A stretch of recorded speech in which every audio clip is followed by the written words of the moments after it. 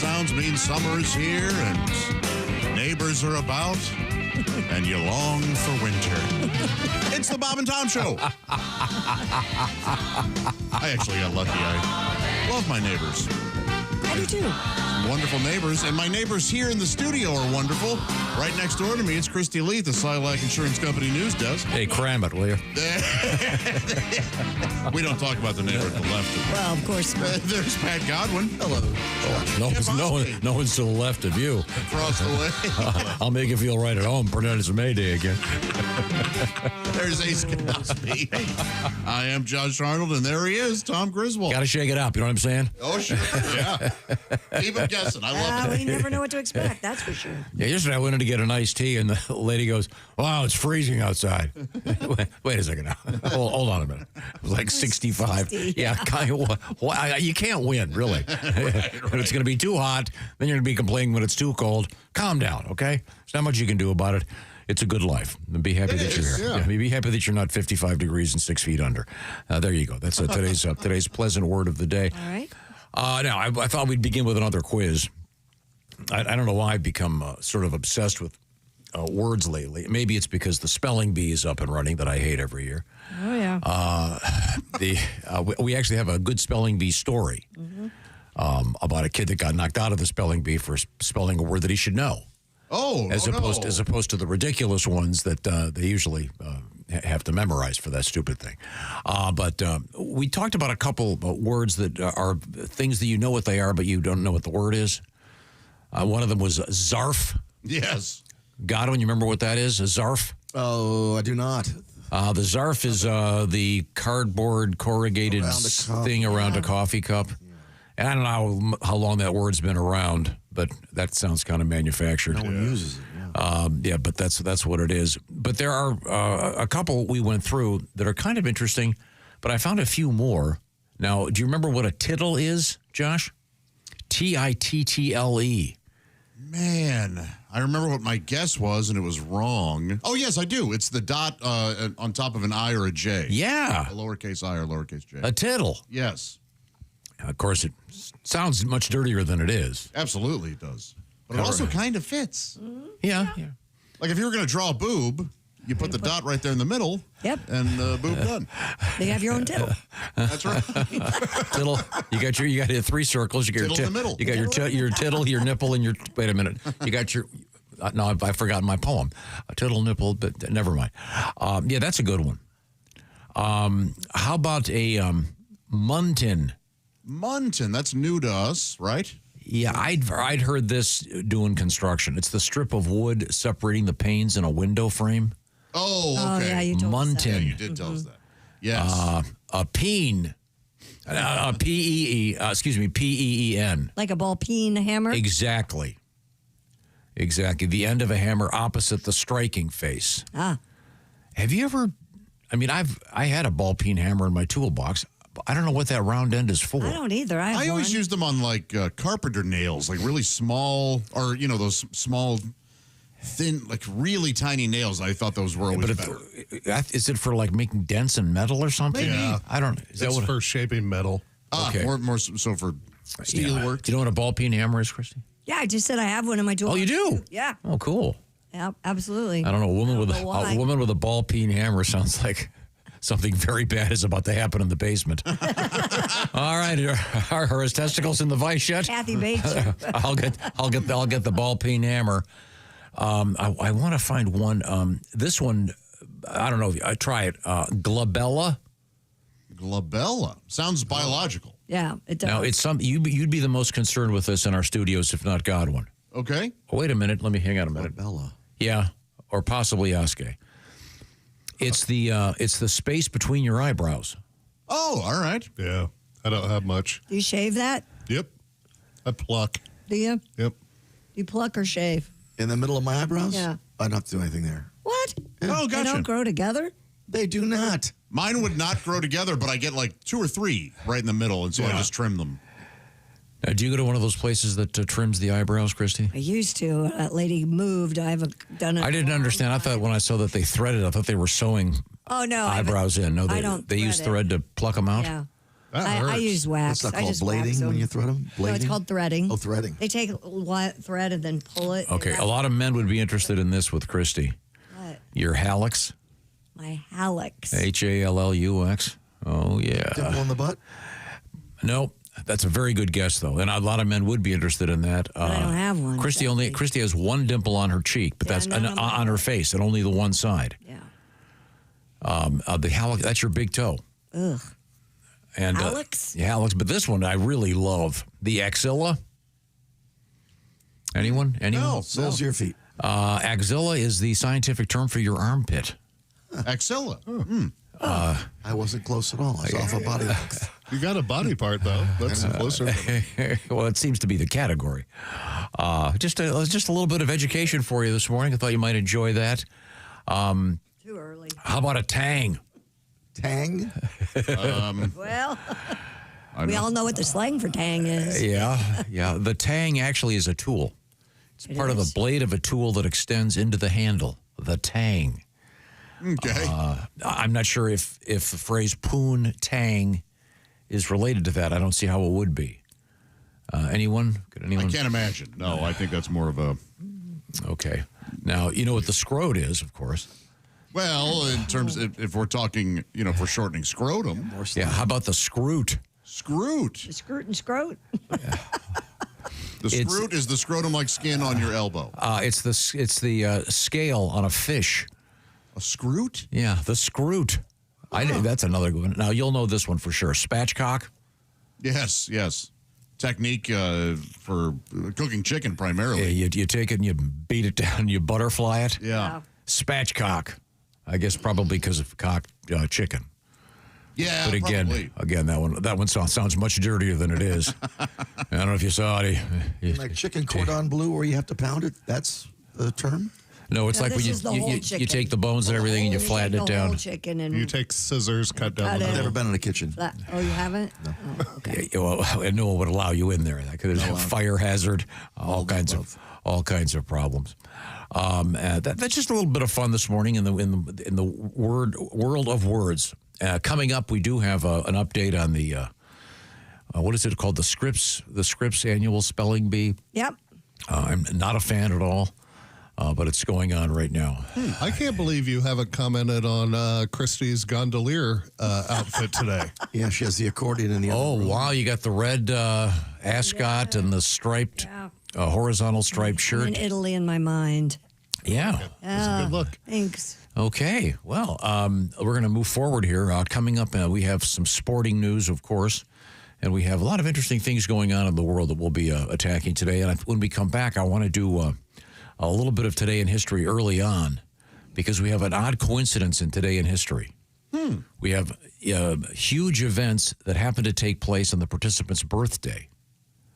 All right. Which is two huge events involved, but it just also happens to be the person's birthday. We'll get to that coming up, and a couple of other interesting tributes. Also from the world of news, we have, is it pronounced the vagus nerve or the vagus nerve? Do you know? Vagus. Or vagus nerve? Is it the vagus nerve? I've heard Vegas, yeah. I'll have to look it up. VAGUS. What happens with the vagus nerve stays with the vagus. And if it's vagus, it'd be much funnier for the story. Well, let's go vagus. It involves tickling the vagus to cause something else to happen in the world of science. Right now, I want to tickle your vagus to get you to get a nice gift for Father's Day from Raycon. The Raycon earbuds, of course, we talk about those all the time. Raycon has a whole line of great products. And right now, 15% off site-wide if you go to buyraycon.com/Tom. You got to add the /Tom part. But once again, 15% off site-wide. We talk about the Raycon earbuds, 32 hours of battery life, multi-point connectivity, a great gift. Also, if you want to give them just a quick 10 minutes of charging, you've still got 90 minutes of battery left. But once again, a full 32 hours if you give them a proper charge. And they're great. They don't fall out of your ears because they have They come with a number of gel tips. Is that the word, Christy? Yes. The adjustable gel tips. They'll fit in a year. Yeah, and you're going to love them. We had a love letter yesterday from a big Raycon earbuds fan. Music sounds great. Even this show sounds good through your Raycon earbuds. Site-wide 15% off. Check it out. buyraycon.com/Tom. That's buyraycon.com/Tom. By the way, they have a 30-day happiness guarantee. No questions asked, but you're going to like them. You're not going to return them. Once again, we are in the O'Reilly Auto Parts Studios, and this is the Bob and Tom Show.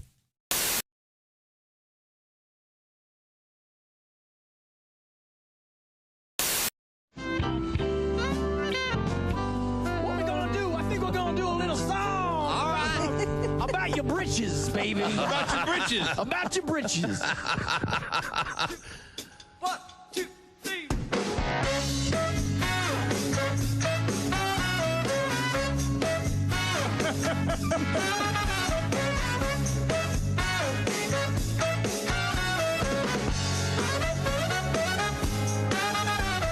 Monday, Tuesday, hump day is halfway.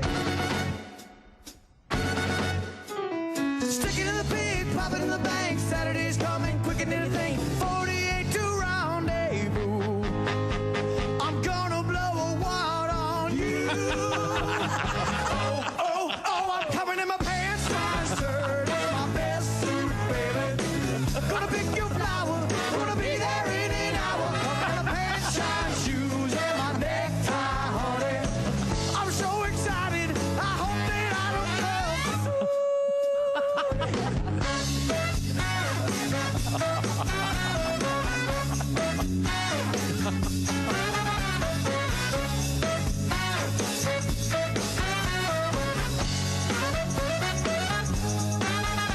I can't move on. Attention is long gone. Suits are pressed, wallets in shape. The only thing left is a little manscape. 24 to rendezvous. I'm gonna blow a wad on you. Oh, I'm coming in my pants. My shirt is my best suit, baby. Gonna pick your flower. Gonna be there in an hour. Coming in my pants, shine shoes, and my necktie, honey. I'm so excited. I hope that I don't love you.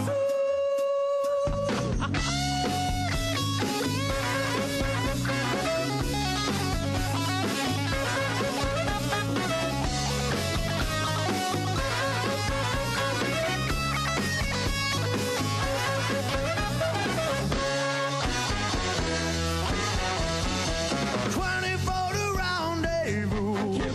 I can't wait. Gonna blow a wad on you. 24 to rendezvous. I'm gonna blow a wad on you. Oh, I'm coming in my pants. My shirt is my best suit, baby. Gonna pick your flower. Gonna be there in an hour. Coming in my pants, shine shoes, and my necktie, honey. I'm so excited, you know.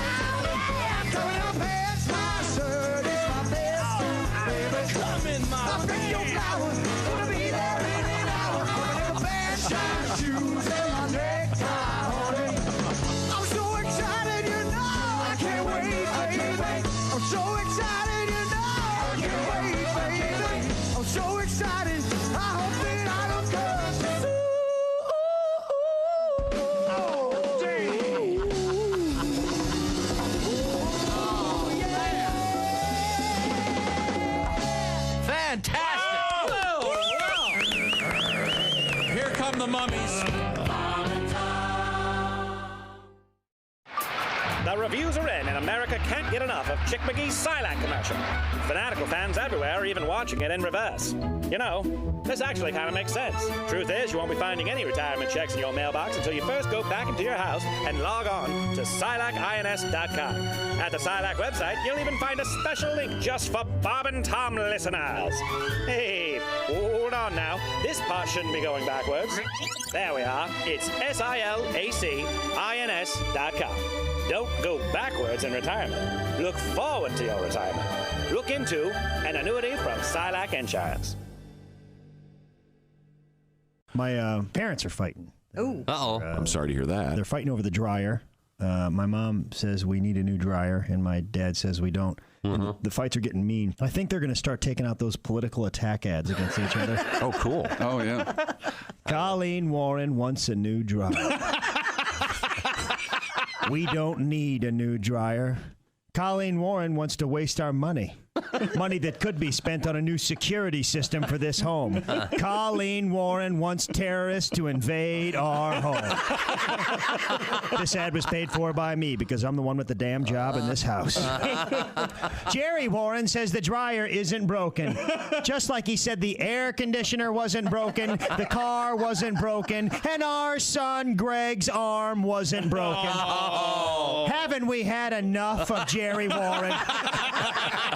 This ad was paid for by Jerry Warren, and he doesn't even know it. When you become a Bob and Tom VIP member, you get more and less. Wait, what? Which one? Which one is it? More or less? It's both. VIP members get more stuff to hear and less commercials to not hear. So Bob and Tom VIP is a good deal? Yeah, more or less. Hey, looking for the link to sync with Bob and Tom VIP? Yeah? It's right there at bobandtom.com.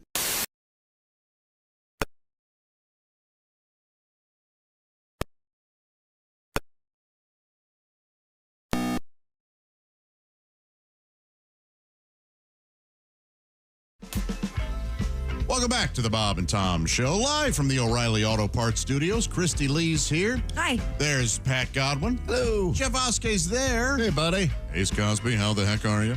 Good. Good. I'm Josh Arnold. There's Tom. Already having a fun morning learning about voids.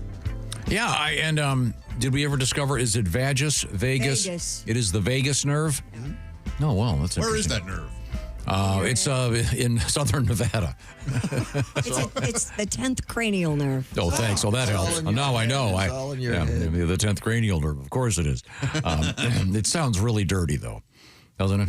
Anything with vag. I tell you what, it's so well hung you could stimulate her vagus nerve. You know what I'm saying? From the top of the stomach. It's a major pathway that connects your brain to some major organs like heart, lungs, and digestive. Okay. Don't stop showing off. Right now, it's time to review a little bit of history for you, get you educated here on this program, because we have some interesting educational news on the way. Today in history, May 29th, big day. Patrick Henry. His birthday. Patrick Henry. He was the steel driving man, wasn't he? No, that was John Henry. Oh, his brother. Patrick Henry was the give me liberty or give me death guy. Yeah. Yeah, today no one could negotiate. They'd want liberty and death. That's right. Hey, look, pal, you don't understand how this negotiation works. I can't have both. Happy birthday, Bob Hope, born in this state in 1903.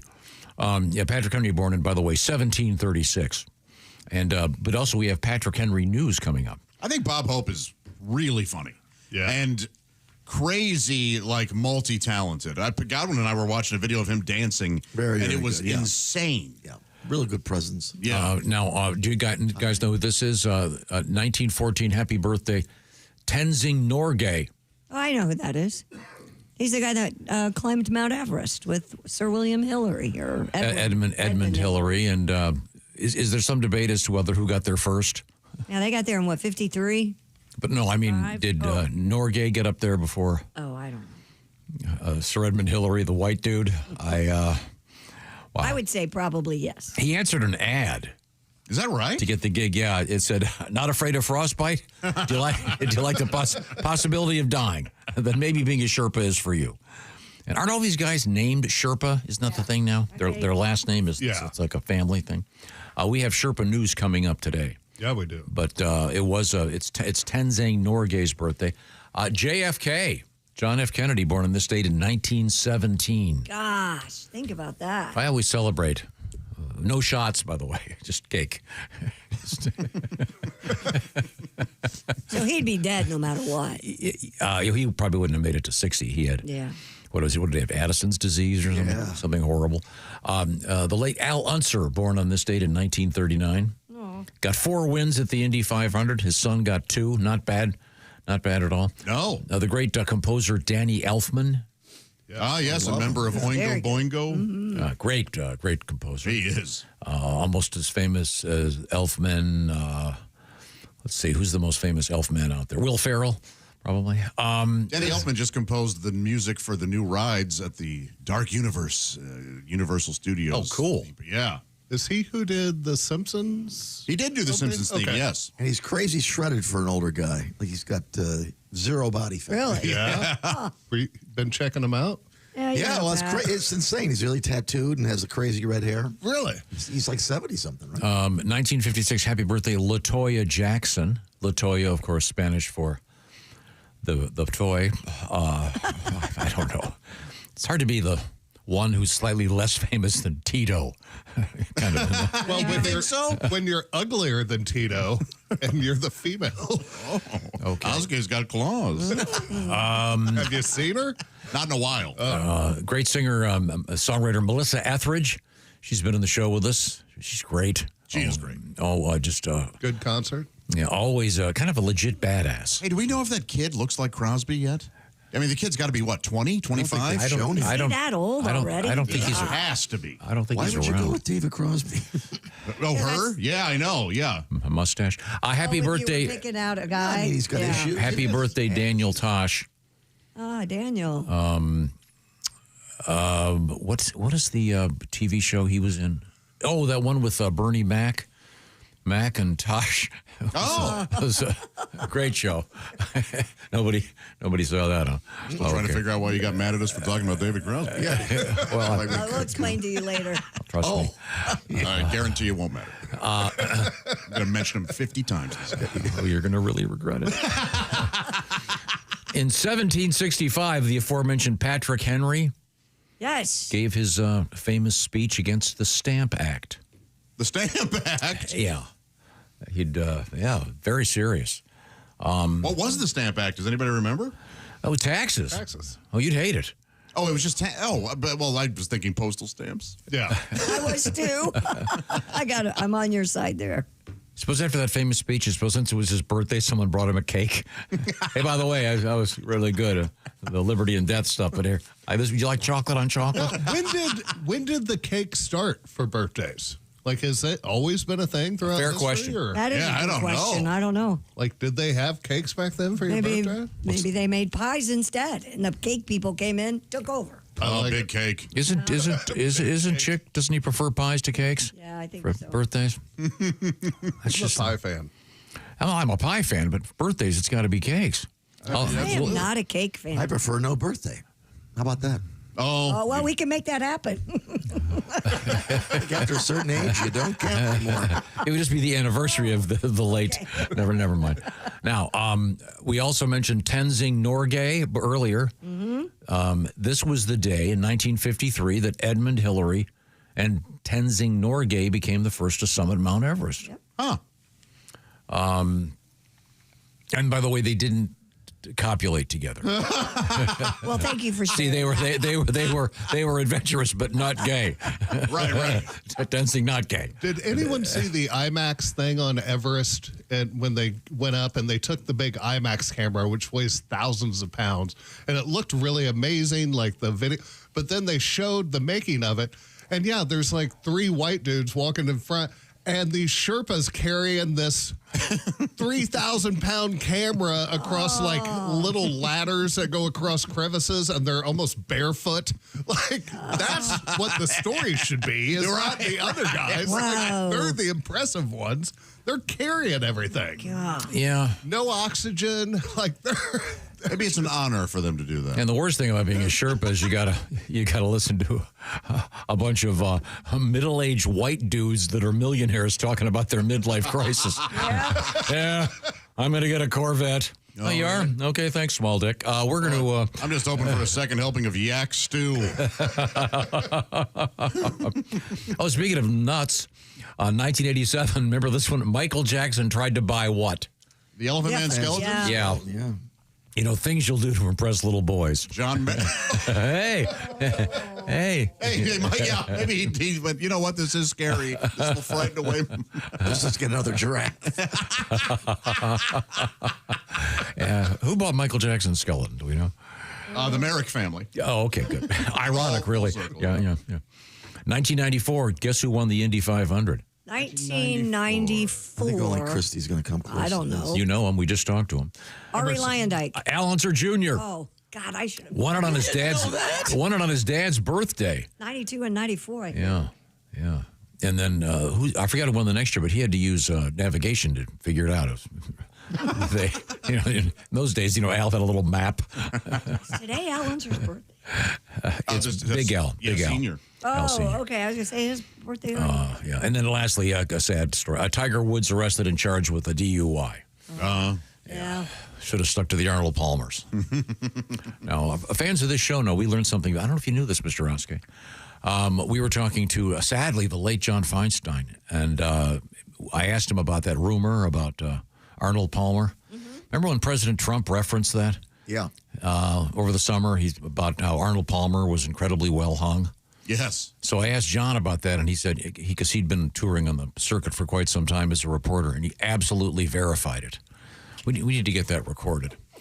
Because that's just a really nice reference I like to have in my quiver when it comes to talking about the well-hung. You talk about well-hung men a lot? It seems to come up at the club. And I hope to someday be in the Hall of Fame, but right now I'm just a voter. If you're just joining us, or if you're Jeff and you're joining us, it's great to be here.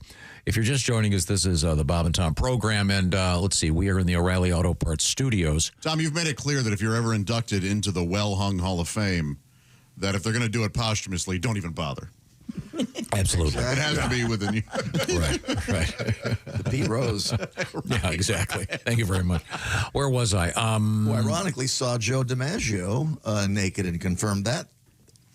Oh, no kidding? In a shower, yeah. He said DiMaggio was quite gifted? Crazy. That was always the rumor. And they called him Mr. Room Service. He wouldn't leave he couldn't. He was so famous. He hated being recognized and being bothered. Don't you have a JFK tribute? I do indeed. Well, since it would be John F. Kennedy's birthday, you know what the F stood for, Christy? What? No, not that. No. It was Fitzgerald, not what you're thinking. Here we go. She raised me right, made me apple pie. When I went off to camp, there was a tear in her eye. I thought I knew my mother well, but I don't know her at all. The little secret is out today. It took all this time for her to say, Mom went all the way with JFK. All the way with JFK. Many, many years ago, he had a bad back, so they took it slow. Mom went all the way with JFK. All the way with JFK. Well, she was just 18 on an internship with no typing skills and bad penmanship. She took his dictation while he was on the phone. She said, he asked not what your country can do, but he asked me, and now there's you. Mom went all the way. At least it wasn't LBJ. Mom went all the way with JFK. And Uncle Bobby later that same day. Dig him up and check the DNA. Some say MLK. All the way with JF, all the way with JFK. Yeah. Bum, bum, bum, bum, bum. Bum, bum, bum, bum, Joseph Patrick Kennedy? Joseph Patrick Kennedy, yes. Okay. LBJ could mean a couple different things in that song. I like this very much. Okay, I looked it up. The birthday cake tradition goes way, way back. The version with the candles goes to probably, they think, 18th century Germany. So going way, way back. Oh, wow. It became the norm with the frosted cake and decorated candles became the norm in the early 20th century. Oh, okay. So not that long, but the tradition of tradition goes way, way back. Romans celebrated birthdays only for important men with cakes made with honey, flour, and nuts. But they weren't frosted or decorated. Oh. But today we can have cakes with photographs on them. Why don't the Germans? So they kind of invented it, according to them. Why don't they use that more in their PR? Anytime there's a documentary about World War II or something. Oh, yes, but we don't forget. Lots of nuts and You will not have birthday cakes. Strudel, many good things. Please, let's focus on the birthday cakes. Beer. We got that down. Someday we'll create the BMW. All very good things. What's coming up in the world of sports? Do you have anything over there? Just give me the teaser. We got a Sherpa set a new world record, and we found out who's going to the Stanley Cup and the NBA Finals. And did you notice Jeff got his hair cut? I did. It's the first thing I said to him this morning. Yeah. Got a graduation coming up. Didn't want to look like a dirtbag that Tom would talk about weeks after at the graduation. I was standing behind this guy. I'm going to be doing some yelling, so I don't get me wrong. I am fully in favor of people yelling at graduations. What I'm not in favor of is when they say, hold all your applause to the end, because it never works. I agree. Come on, just lighten up a little bit. Let people celebrate. Come on. But that's a nice haircut. Thanks. Your beard is now bigger than your hair. Yeah, I'm going to be bringing that down later this week. Now, do you do that, or do you have to go to a professional? I think I'm going to handle it in-house. Really? Yeah. Do you have one of those clipper things with a gizmo on it? I have one for the dogs I'm going to use. It'll be fine. What? Nothing could go wrong. Nothing can go wrong. Hey, I understand everybody at the station has fleas. What happened? Funny story. Got a little brown smudge right here. Oscar's out. He has heartworms. Simply Safe. We have Simply Safe right here at the station. This all started more than a decade ago. Chick McGee saw a commercial for it, went and got it. He came in one Monday morning and said, over the weekend, I spent less than an hour putting in my new security system, and I love it. It's from Simply Safe. We trust it here at the Bob and Tom Studios. Get all the information by going to simplysafetom.com. Traditional security systems only take action after somebody's already broken in. Too late. Simply Safe has some option you can get called Active Guard Outdoor Protection. It can prevent break-ins before they happen. AI-powered cameras backed by live professional monitoring agents can monitor your property and see what's going on and let you know. By the way, there are no long-term contracts with Simply Safe, no cancellation fees. Some of these monitoring plans start as low as $1 a day. So see what I'm talking about. Visit simplysafetom.com. Find out about the cameras, et cetera, and it's so easy to install you can do it yourself. If you don't want to, they'll be happy to hook you up with a technician that can do it for you. Once again, simplysafetom.com. Right now to claim a 50% off deal with a new system with professional monitoring. So get all the details at simplysafetom.com. There's no safe like Simply Safe. Coming up, USA #1 in something. Very impressive. Yeah. Oh, you're going to be so proud. Proud to be an American. By the way, this does involve words we can't say in the radio. We'll find out about that. We are in the O'Reilly Auto Parts Studios. This is the Bob and Tom Show.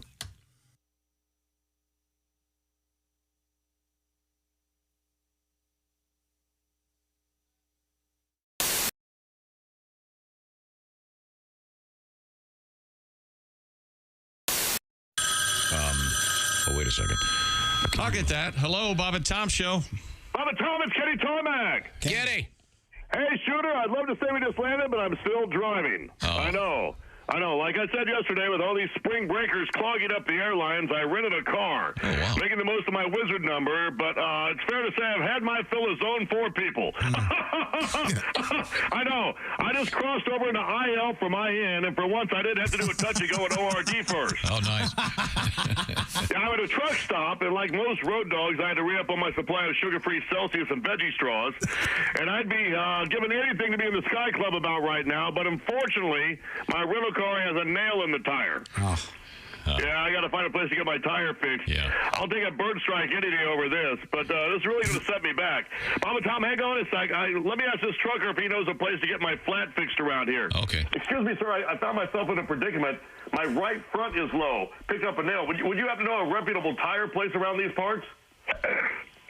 Oh, you've definitely got yourself a flat there. That's going to turn into a roll alligator. Probably won't attend to it. That's why I roll on Goodyear tires. I don't use those commie brands. I wouldn't put those on a moped, but if you can make it up to Pete's Tire Center, you're only 2 miles away. I think it sounds good. Yeah, I'll try to find Pete. What you want to do is take a left out of here. You're going to go maybe a mile and a half on the south side of the road. You're going to see a sign for Joe Gin Spa. Now, if you can't make it all the way to Pete's, be sure to stop in there. Hey, Todd, I've got to take this. I got to call on my burner.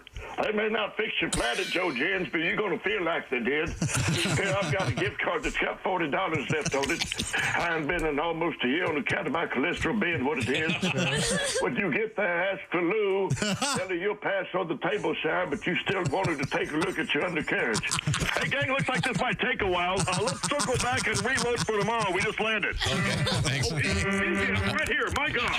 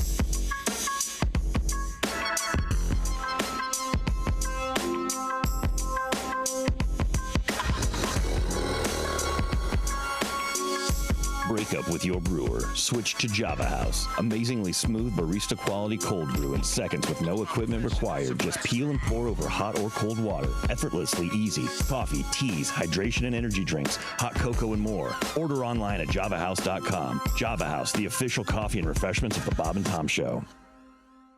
It's very personal to me. I mean, actually, I'm feeling really good, at the very, very moment. I've had my cigarettes and all that. And, but this has actually been a pretty tough year. I think it's been a tough year for everybody. And my newest thing is that every time I get a piece of mail, it's bad news, no matter what. So I finally just put a trash can in front of my doorstep and just put a little note there to the mailman just saying, please deposit all mail into this and then take it out on Mondays. But so this is just sort of a song about that. It's kind of a sad song about my life. I just got a letter in the mail saying that my oh, wait, you know what? I'm sorry. Oh, you can't do this all of a sudden? Well, okay, let me think it out here. You have to redo some words? If it's necessary, we can take a break and you can rewrite some of the words. Are you just now? Is this a Haywood moment? Are you forgetting them, or are you trying to rewrite them? Well, no. I got. There's a content issue. All right. Okay. I just got a letter in the mail saying since they didn't receive my credit card in time, there's a $40 fine, which would have been okay, except for that it caused me to exceed the credit line, and that's another $40 fine. Then I got another piece of mail saying that the balance due was drawn from my account, which caused a bunch of checks to bounce, $40 each. And the worst part is that one of those checks was for the DMV for my registration fee. So one day I was on my way to work and I couldn't find my car. It was wasn't where I parked it just the day before. And then I got another piece of mail saying since the registration tags were out of date, they just towed my car away, which wasn't quite okay. I called them to explain, and when they finally put me through, they just made me wait on hold.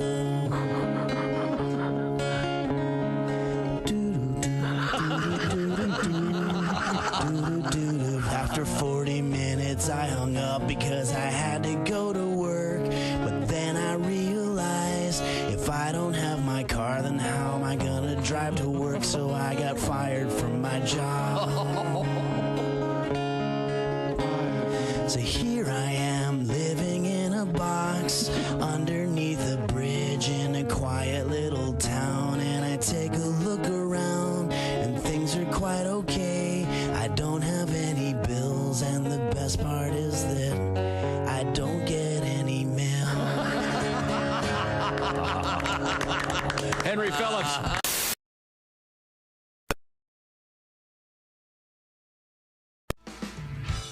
Hello there, it's the Bob and Tom Show, live from the O'Reilly Auto Parts Studios. Remember, think O'Reilly Auto Parts for all your car care needs. Get the parts and service you need fast from the professional parts people at O'Reilly Auto Parts.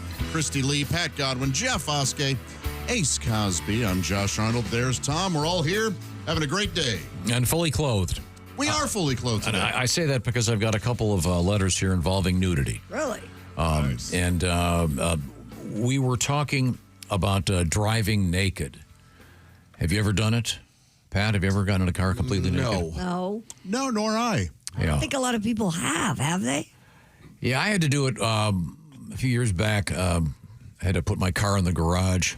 It's a long story, but I lived at that time. I lived in a place completely wooded. You Must have been before kids too. If you were walking around naked. No, they were obviously asleep or something. Oh. So you went down to the end of the driveway, got in your car, and well, I had like a little parking space. I had like a big circular driveway, and I had a little parking spot. I had to go out there, pull it out of there, and stick it in the garage. So it was obviously less than even half a mile. Oh yeah, no, it was 100 feet. Did anybody see you? Could No, anyone see you? I mean, unless there was someone lurking in the woods. Okay. Has anybody written in saying they've driven a long distance naked? This is from Arthur. Kind enough to write. Thank you for writing. He said, sorry to bother you at work. Yeah. A great open. That's funny. I like that. And it says, Dear Josh. Oh. Sorry to bother you at work. In the early 70s, from time to time, I would drive nude during the summer. I would frequent the granite quarries in Graniteville, Vermont to go swimming and trespassing. Yeah, yes. I swam in my jean cutoffs, as did most people. On the way home, driving my mother's 72 Dodge Challenger convertible. Wow. Nice. I'd like to pause and go, great car. It is a great car, man. And I'm not a car guy. I've always loved those. I would get in the driver's seat, remove my shorts, and hang them on the driver's side mirror to dry. When I arrived at my destination, I would reach over to the mirror, retrieve my shorts, and put them on. Oh, that must have been amazing. The only time I got caught was when I had a passenger. Oh, well. What? Occasionally, a young lady riding with me would do the same with her swimming clothes. Yes. Well, this is a great story. Oh, yeah. Oh, so What now a they're life. both naked, huh? Yeah. Long, hard ride home, huh? Man. That's a great idea, though. Be young in the early 70s. Would that be a great way to start a movie? You focus on the rear view mirror, and you see this pair of jean shorts flapping in the wind. Then as it backs up, you see this really cool Dodge convertible, Challenger. and this guy driving shirtless keeps backing up, and there's a topless woman next to him. Yes, and her clothing's on that mirror. Then the camera goes up. What song is playing from the early 70s? What would be the best song for that? 72. That is a great question. And what area was this? This is in Vermont. Vermont. Graniteville, Stairway to Vermont. Heaven or something, maybe. That's No, it's not. You got to have you got to have a driving song. Right. Da, da, da, da, da, da. Radar Love, but that came out after 72. Now I'm going to have to stop the show to think now. All right, I'll look at What it. about Good Vibrations? Was that before? It was definitely before. That's not really a driving song, is it? Though that switches up so much. It does, but it's also Good vibration. We would have set the tone immediately that this is early 70s.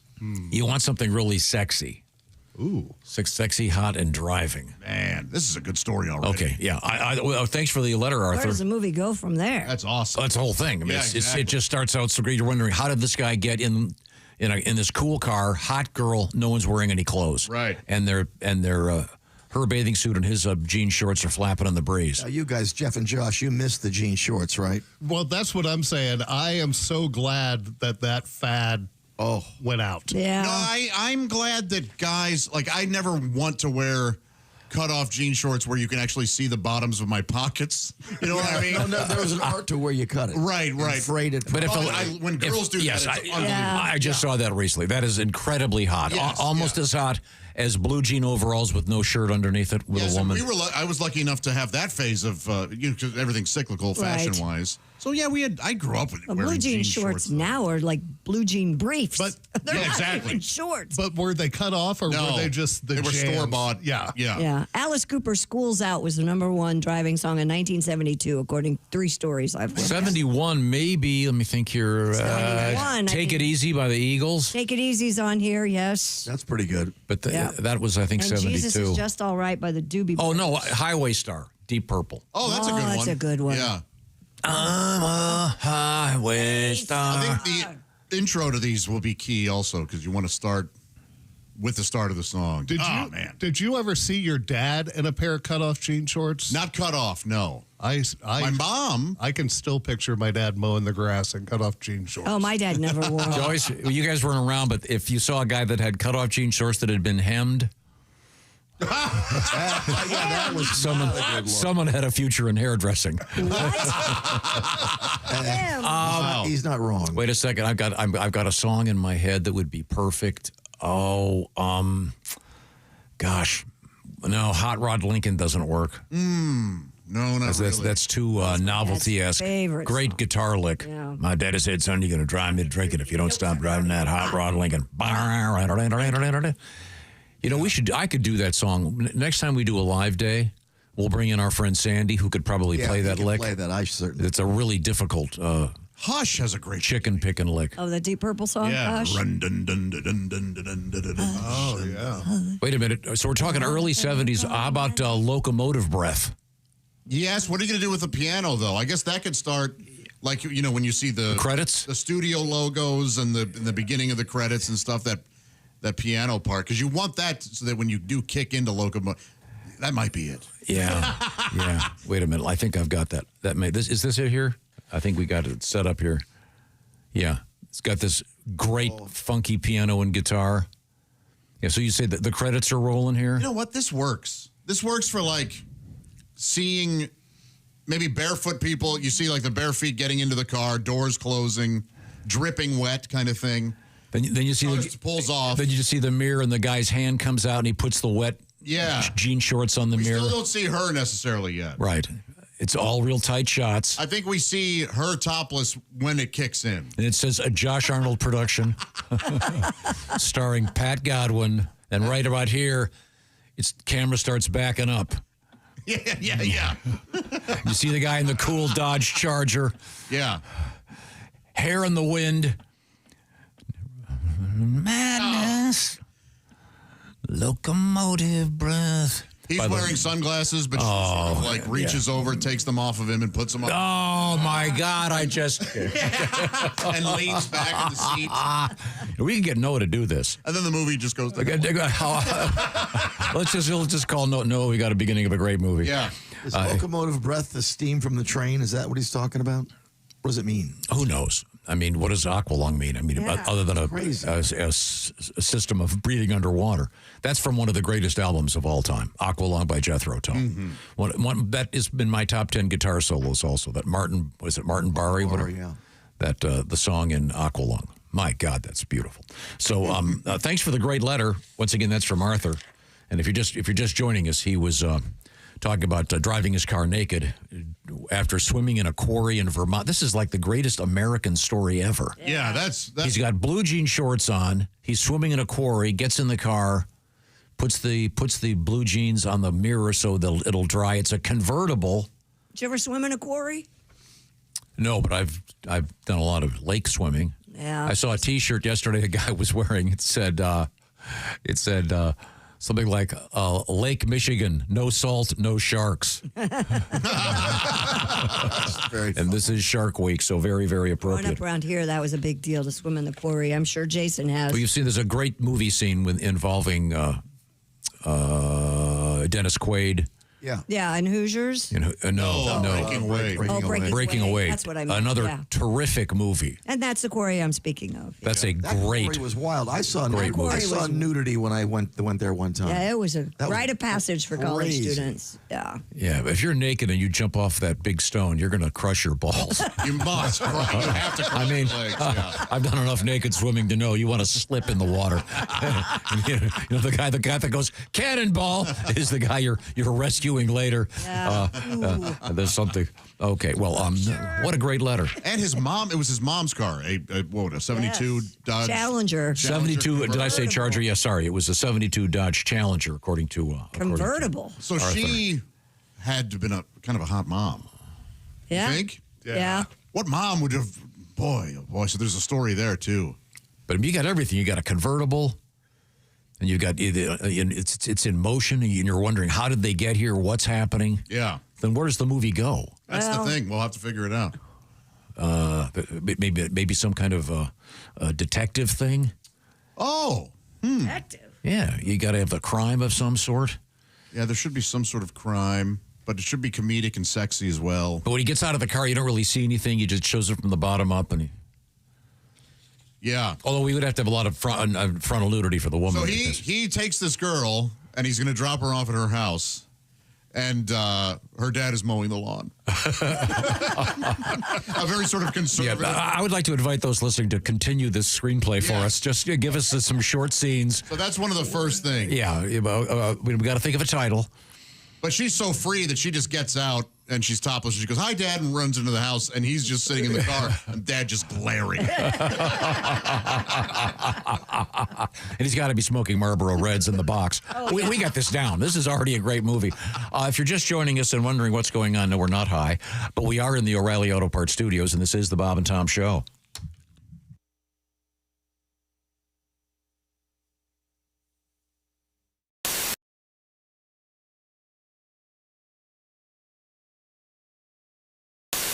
Authorities say a man's penis was bitten off and eaten by his dog. Oh, why would this Residents in the town of Hearn contacted police upon the dog's incessant barking coming from the man's home in the middle of the night. First responders broke down the door to find the dog's 66-year-old owner gravely injured and rushed him to the hospital. My Vina. The man's male member could not be found. In the dog's Officials believe the man's dog, said to be about the size of a Jack Russell, bit off the man's member and ate it. He's adorable. Yeah. So small.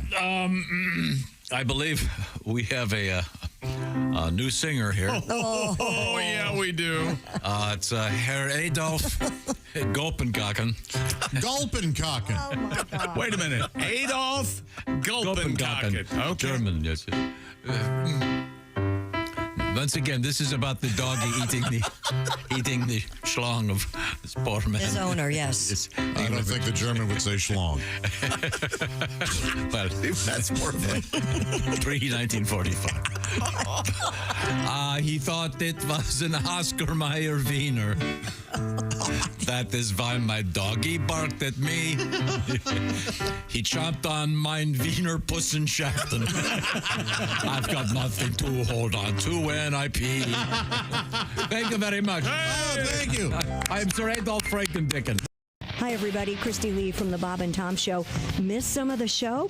Become a Bob and Tom VIP and subscribe to the audio and video podcasts. The Bob and Tom Show, on air, on app, and on demand. Scientists used magnetic resonance imaging to measure the activity of the brain's emotional center when listening to a pianist in real time. When listening to a penis in real time. A pianist. I can hear the ocean. When did they change that, by the way? What? It was always pianist growing up. Now it's pianist, isn't it? You ever see a penis growing up? Oh, never mind. I saw one on a horse. That was the first time I saw one. And it was like... First time I saw a horse, I thought, my God. And then they also... What's the old joke? No, I said a 5-inch pianist. Yeah. Yeah, something like What? No, what's the joke where the guy's in the bar and there's this little 6-inch kid? What? There's a 6-inch running around tipping over everybody's drinks. I don't want this guy's a 6-inch dick. Oh, that one I've not. Oh, you never heard that one? They listened. No, that's not the joke. You've got it completely wrong. Let me tell you something. That's the joke. Okay? That is absolutely We all know nobody tells a joke like Chick. What the hell's going on? The bartender said. I wished for a 6-inch. I see. Yeah. Right?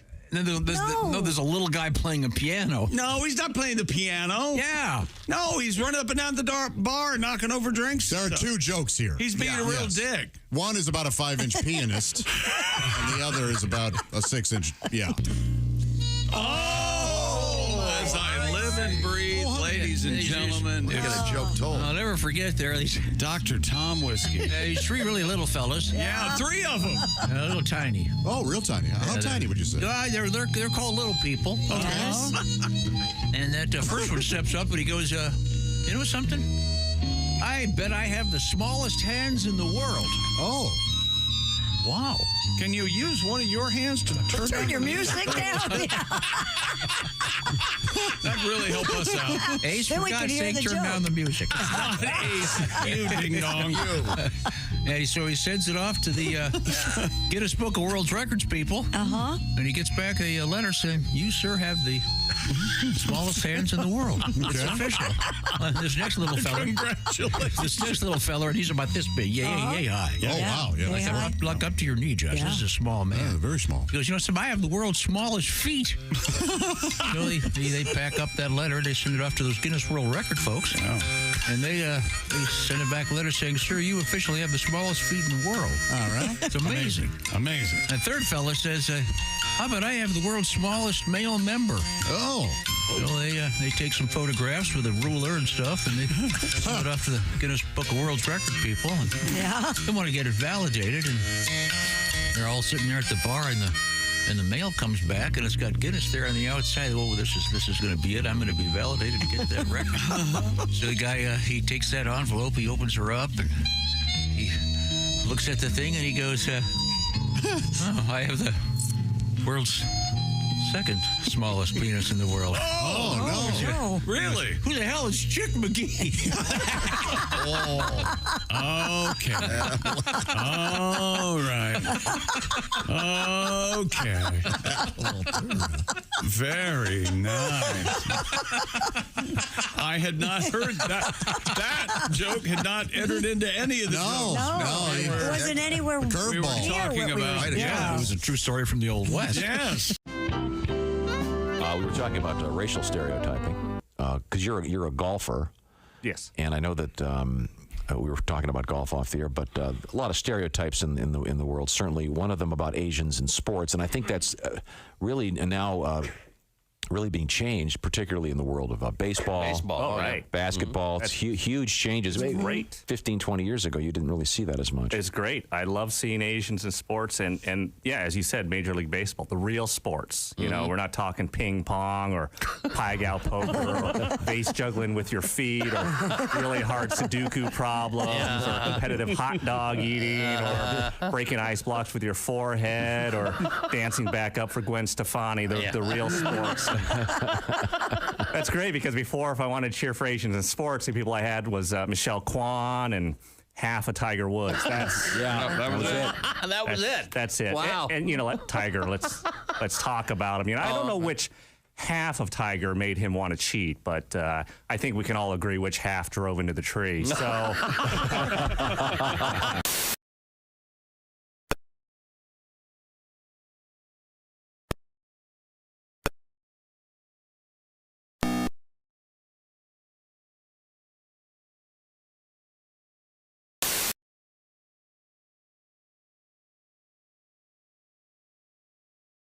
Banter. Hey, it's the Bob and Tom Show. Thank you so much for joining us. There's Christy Lee at the Silac Insurance Company news desk. Howdy. Pat Godwin across the way. Hello. There's Jeff Oskey. Hey, man. How are you? Yeah, very good. Great to see you. Ace Cosby, great to see you. Hey. I'm Josh Arnold. There's Tom. We're all live here at the O'Reilly Auto Parts Studios talking movies and words, and we've got some great stories coming up. I think I may have another idea here. Now, this is being generated from a letter we got from Arthur. Arthur, we were talking about driving naked. Mm-hmm. And I remember that one time I had to go, for some reason, I forget why, I had to get my car inside. I think there was a hailstorm or something, and my car was outside. Ooh. And I like to be naked in a hailstorm. Well, it hadn't hit yet. right, but so I forget. For some reason, I ran outside naked. Mm-hmm. I remember it was dark. I also remember it was chilly, and I remember getting in my car and thinking, God, these seats are freezing. But I only had to drive, 50 feet. Right. But on the topic of driving while naked, Arthur, kind enough to write, first of all, he opens with my favorite ever sentence to our show. Sorry to bother you at work. God, that's funny. In reference to nudity in the early 70s, when I had my license, I would drive nude during the summers. I frequented a granite quarry in Graniteville, Vermont. I would go swimming, trespassing, of course. I would swim in jean cutoffs. On the way home, driving my mother's 72 Dodge Challenger convertible. Mm-hmm. I'd get in the driver's seat, take off my shorts, and hang them on the driver's side mirror to drive. Now, then he continues and he says, occasionally there'd be a lady with me doing the same thing on the other mirror. Yeah. So we've envisioned a movie starting with, are we going to start with like the bare feet? Or do you start with just the Depends flat? on what song we use. Are we staying in 72 in that genre? Have to. Yeah. Yeah. You guys, back in 72, we're trying to think of the perfect song. We've come up with, how about Can't You Hear Me Knocking by the Rolling Stones? Not bad. It's really good. Alan, what does he do? What does he do? He's an engineer. We'll just call him the guy that sits in that room over there. He's the guy that's going to edit out anything interesting you say. Right. So the show's going to be, and now what do you have to say, Josh? Yeah, you're right. You could edit me saying, I am a smelly man. He suggested Free Ride, which is great. Too late. What? Isn't Free Ride post 72? I think it is, and it's really slow for too long. Sure, but I think it's also, we have to disqualify because of its use in Dazed and Confused. Yeah. It's used at the end perfectly in almost a similar way. And weren't we talking about the yesterday? Isn't that a Rick Derringer guitar riff? Free Ride did come out in 72. Oh, okay. I take it back. I thought it was late. Okay. Wait a minute. How about this one? Christy suggested this one. Great song. Man, this is good. It's one of my favorite albums of all time. Yeah, this kind of works. This is Highway Star. Now, are the credits still rolling, or is this? I don't know now, man. I mean, this is strong. A Josh Arnold production. Starring Pat Godwin. Ooh. As the naked driver. No.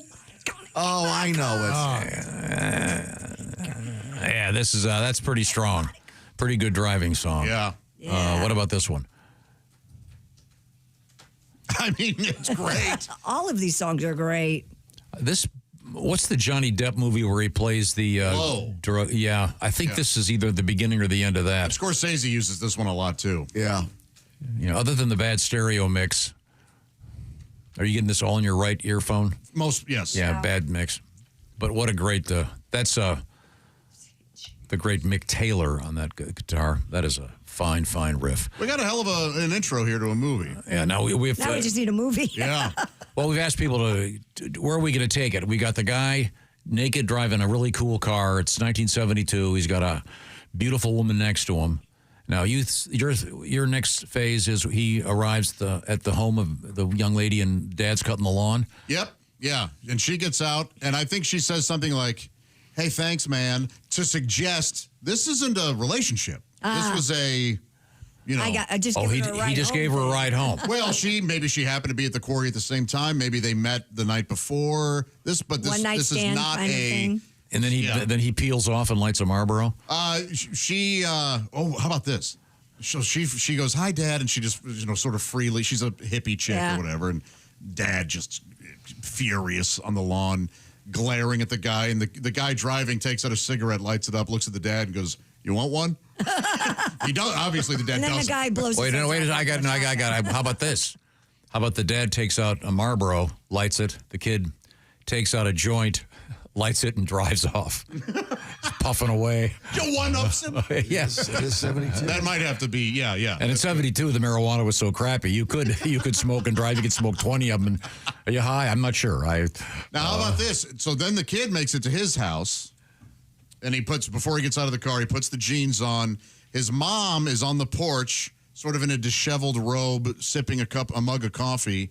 And as the kid goes, "Hey, Mom," some guy walks out and gets in his van and leaves. His buddy from high school. He's suggesting he's from a house of maybe things aren't exactly nuclear, if you will. I see. Yeah. Well, these are all great ideas, but we could go any direction. We can go any direction from this. I think we're forgetting the obvious. What's that? They're both naked in the car. Their clothes are drying as they're driving, and nothing's happening between these two people. No, they say, "Let's pull off into the woods there." Well, that's too obvious. No, they're not going to do naked. that. I get what you're saying. And then hillbillies surround the car. No, it's not. And they all have pretty little mouths. Oh, God. Oh, no, it's been done. It's too late. It's been done. It's obvious. I think this should be like a cool buddy film, one of those. Like Matthew McConaughey was in that movie. What was it called? Dazed and Confused. Yeah, like that kind of a film. And he goes and picks up his buddy. Yeah. No, see, I see them taking off to that cool intro, and they're cruising down the street, and you're into the music, all of a sudden they're just broadsided by a semi. Well, there's that. Or and it aliens. flips the car in slow motion, and tops go one way, boobs go the other. Wait a minute. Boobs go the other. That's kind of a short movie. Yeah. Oh, it gets crazy. You don't see it happening. You don't see it coming because you're so in the moment. No one wants to see that. Oh, yeah. We can't have our hero that dead. It could be abducted by aliens. No. That ruined that thing last summer that I wasted. What? What was that movie? It was about this L.A. detective, and then halfway through, he turns out he's an alien. And Colin Farrell. Yeah, Colin Farrell. He owes me $10. 72. Good art direction. What if he goes? So the kid goes into the house. There's mail on the counter, and he sees he's got a draft notice. Yeah, and he goes, "All right, me and somebody else have to go to Canada," and it becomes a road movie. There you go. But wasn't the draft over by 72? I think so. But or was it the lottery? There was some kind of enlistment or something that could have still happened. I was just handed this from, this is an email from David. Summer 2, it starts out, like you said, she takes the sunglasses, puts them on. A truck comes out of nowhere and hits them and flips them down the street. So my idea, obviously someone else has great ideas as well. You don't want the rest of the movie, the guy's Christopher Reeve in it, breathing into a straw to go down a ramp. That's too depressing. Oh, yes, it is. It is too depressing. Okay. Well, how about this for an opener? Listen to this guitar.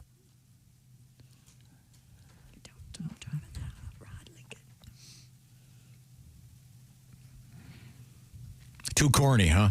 Yeah. Something about it. Yeah, it's not sexy. It doesn't fit the 72 genre. But it's great. Yeah. But yeah, that's for another song. But yeah, it doesn't work for this. Okay. That's for her.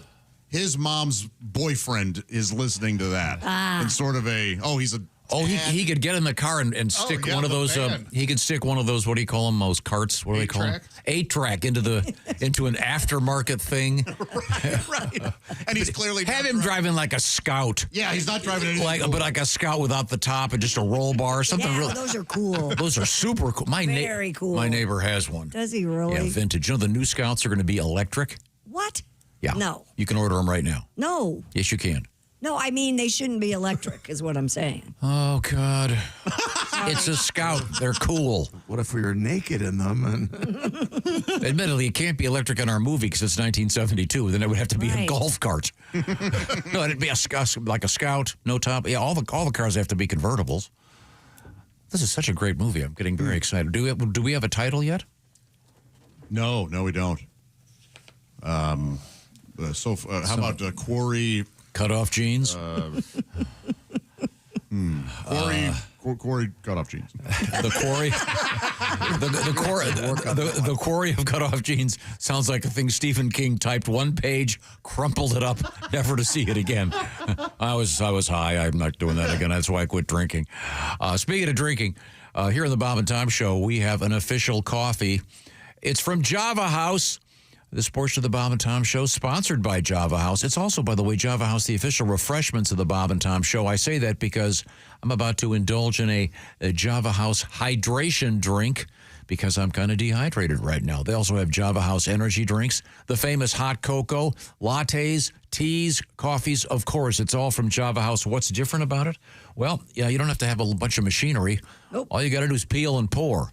You take this little guy right here. Once again, it's about the size of a Keurig cup, maybe a little bit bigger. It's concentrated coffee. The one in my hand is the classic, the cold brew Colombian, which you can drink hot, by the way. You put this in some hot water, add your Splenda sweetener, whatever you're into, and you've got your coffee. You've got a whole bunch of options, of course. Lots of different stuff, cold brew, Sumatran, even decaf. Get all the details by visiting javahouse.com. And while you're there, you can find out about all the great things that they've got. And this is really revolutionizing the world of refreshments because you don't have to have any machinery. And if you're going on the road especially, you just grab your cooler. What are those things called? Your Stanley? Yes. And you're ready to rock. Also, we've got one in our green room. A whole setup, I should say, a big array of these pods, all from Java House. It's great for your house, too, but also revolutionizing the office coffee area. Find out the details once again, javahouse.com. And by the way, if you use the code Bob and Tom, you get a staggering 25% off your order. We're getting love letters about Java House already. That's JAVA, javahouse.com. We call it the promo code. You just take that word Bob and Tom, one big long word, and get 25% off your online order. Thank you, Java House. Coming up, we'll get to some sporting news. Also, this is something I was speculating about a couple weeks ago, and it's coming true. What's that? I was saying that I was reading this article about these college professors were saying that the current freshman and sophomore classes they've been cheating so much using various AI things that they can't write. Yeah. And I said, they're probably going to have to go back to the blue book. Those essay books we used to get. Yeah. Well, it's a happening. Okay. The company that makes them is reporting huge increases in sales. Wow. So we'll be finding out about that. Also, we have Sherpa news in sports and an influencer. She's an influencer, Josh.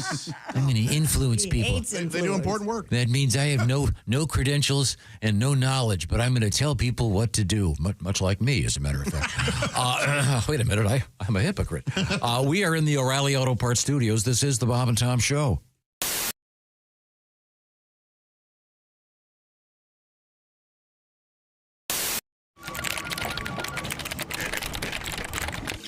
Alex and Christian are both great competitors. That doesn't always translate to a smooth workplace.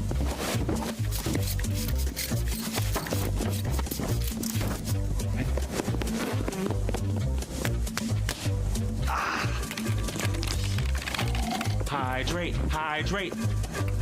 Boom. Productivity around here?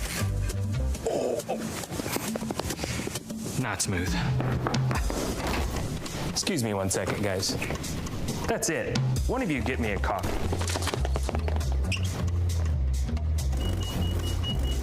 Want a barista quality coffee fast? With Java House, you just peel, pour, and enjoy.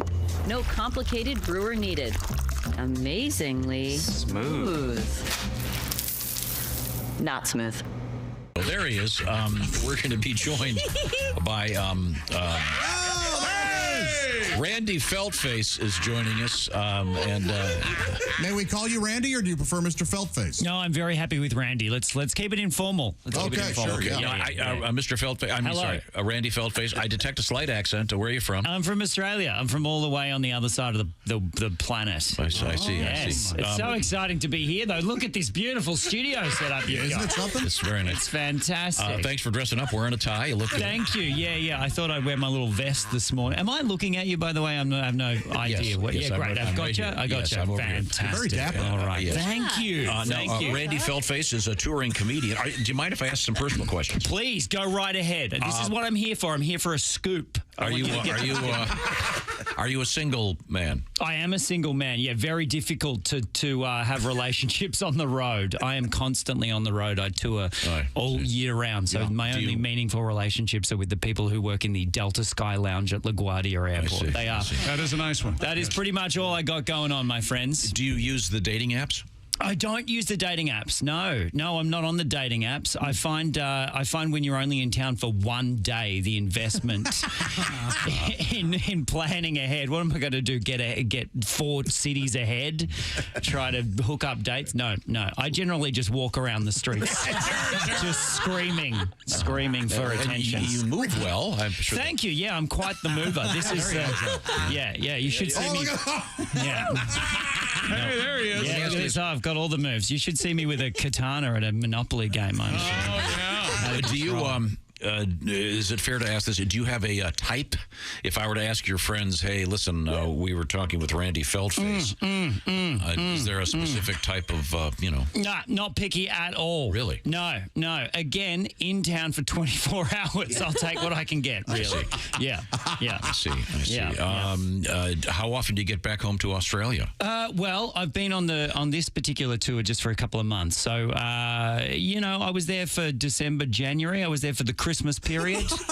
And then, love the Christmas in Australia, the hot, summery barbecue weather. Very different to here. Different to here. It's all backwards. I know. How about that crazy southern hemisphere? Am I right? Anyone who's with me? Yeah. Who's with me in the morning? Anybody? I know. Now, I'm actually here to audition for the show. I feel like I could be a permanent fixture. Sure. Have you got any news stories? Throw me something and I'll just come back with some wacky quip. Okay.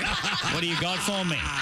We'll call on Miss Jessica. You got a news story? What do you got, Jessica? Come on. Don't let me down. Officials in New Mexico announced that the state produced more than 53,000 tons of chili during the last growing season. Wow. Meanwhile, New Mexico's governor signed legislation that established the sweet smell of green chili roasting in the fall as the state's official aroma. Oh, roasted green chilies. So you have official aromas? Apparently. State aromas. Okay, call in on WXFTP. We're getting calls on what radio station is this? What's the call sign? Very many. Just keep going. Oh, there's too many.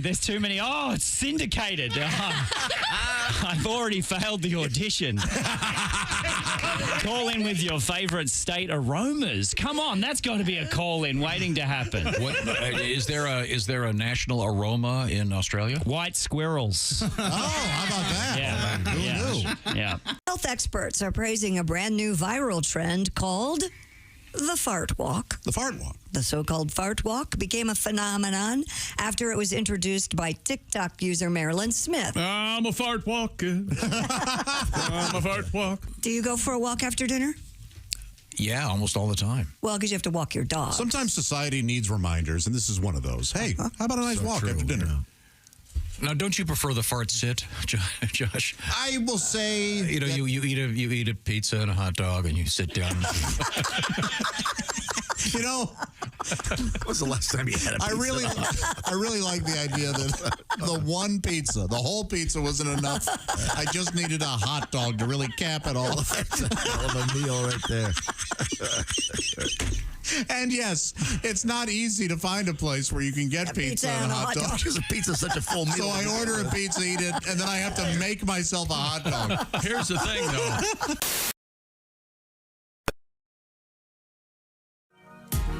Hey, it's the Bob and Tom Show. Christy Lee's there. Pat Godwin, Jeff Foskey, Ace Cosby. I'm Josh Arnold, and there's Tom.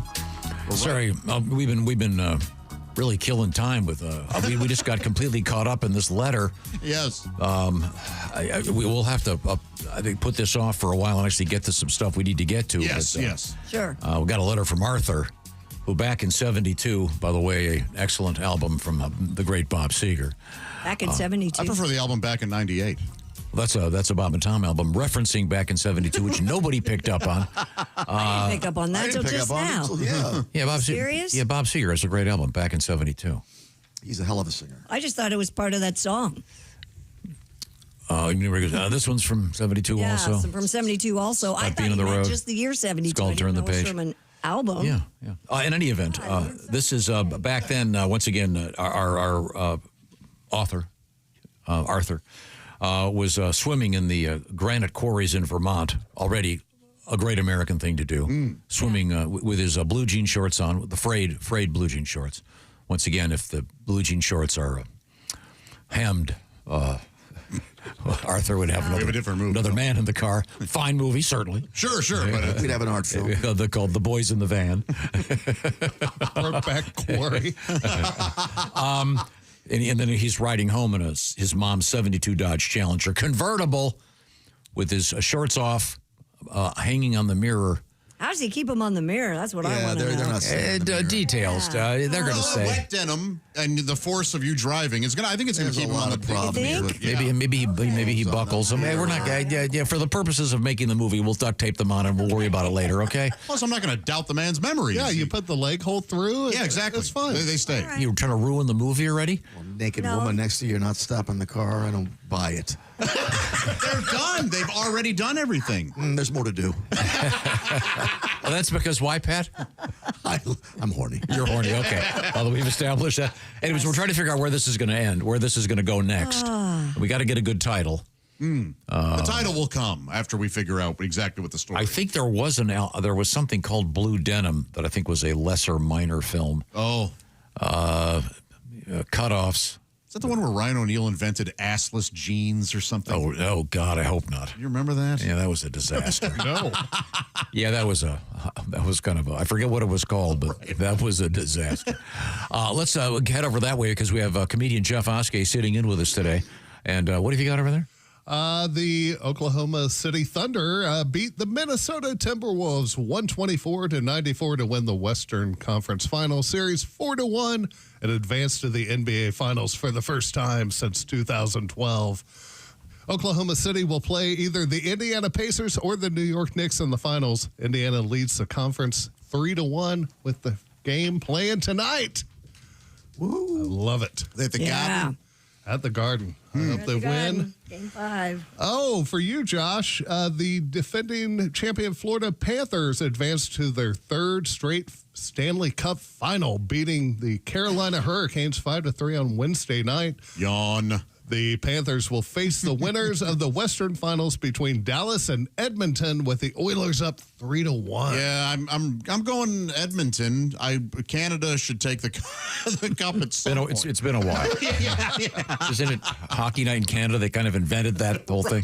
Now they've got Football Night in America, Baseball Night in America. They stole it. It was Hockey Night in Canada forever. Yeah. Is that right? That's it. Famed Sherpa guide Kami Rita has reached the summit of Mount Everest for the 31st time, breaking his own record for the most climbs to top the world's highest mountain. Tom, didn't you date a girl in college known as Kami Rita? Oh, yeah. Yeah, she went to Barnard. Real left wing. Yeah. The 55-year-old guided a group of clients to the summit early Tuesday morning. A Sherpa spokesman reports that Mr. Rita is in good health and is descending from the summit with the other climbers to the base camp. Climbing season ends this weekend. Mr. Rita first climbed Everest in 1994 and has been making the trip nearly every year since. He's a badass. His father was among the first Sherpa mountain guides. Oh, wow. So he's got a legacy. Family thing. Yeah. Oh, and his father had like 15 kids. Wow. Yeah, Himalayan some pipe. Oh, Tommy. Thank you. That's enough for today. We had all this Sherpa news today. Oh, my God. And aren't a lot of these guys, isn't their last name Sherpa? Yeah. What is that? Is that? I wonder if his dad was the original last name of Sherpa, and they've named, since he was the first one, if they've named the other ones after him. Who knows? I don't know. Yeah, That's the tradition now. Yeah. Yeah, but it is kind of funny that we were talking about Tenzing Norgay, who was the. Does anyone know if he was? Did he actually set foot up there prior to? What's his name? Edmund Hillary? Because it was the two of those guys. How do you know where to go? Up. So maybe I know, but maybe you had gone before. I bet. No, but I mean that day when they got there, which was on this date in history. I would bet that he. Well, if you were those two, would you want him to go first in case there was a crevasse or something? Oh no! Once you're up there, once you get beyond the so-called the Hillary step, There's a chance they both looked at each other, 20 feet away from the actual, the last held hands and went. All right, who's and the guy went, you should go. Okay. Who knows? Can they talk at this point? They're oxygen deprived. There's 150 mile an hour winds. It's 1953. They don't really have the latest Bogner ski jacket on. They're freezing their nuts off in the snow. You should go. I would guess that they weren't the first ones. They were just the first ones to record.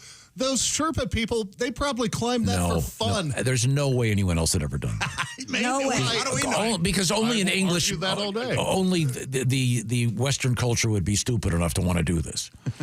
Yes. Every one of the natives would go, I could go up there and freeze my nuts off. I can't Why would breathe. he drag the Sherpa guy with him?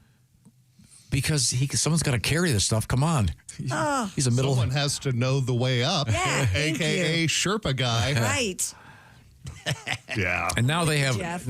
ladders across the crevasses and stuff. And Yeah, but have you seen them? It's like a extension ladder Still scary. that you use to clean out your gutters. It's terrifying. yeah, I know. And my neighbor's actually been to the top of Everest. Oh, wow. Yeah, he almost died doing it too. Well, yeah, David. yeah. He was, in fact, he was just there a couple weeks ago. He can't go high anymore, but yeah, it's really incredibly bummed out dangerous. when I saw the footage of a line of people. Yeah. And all the garbage. And I mean, they've destroyed that mountain. And apparently, isn't it just covered in feces? Yeah. Didn't we have a story about Yeah. How do you do that? I mean, it's so cold. How I would don't you know.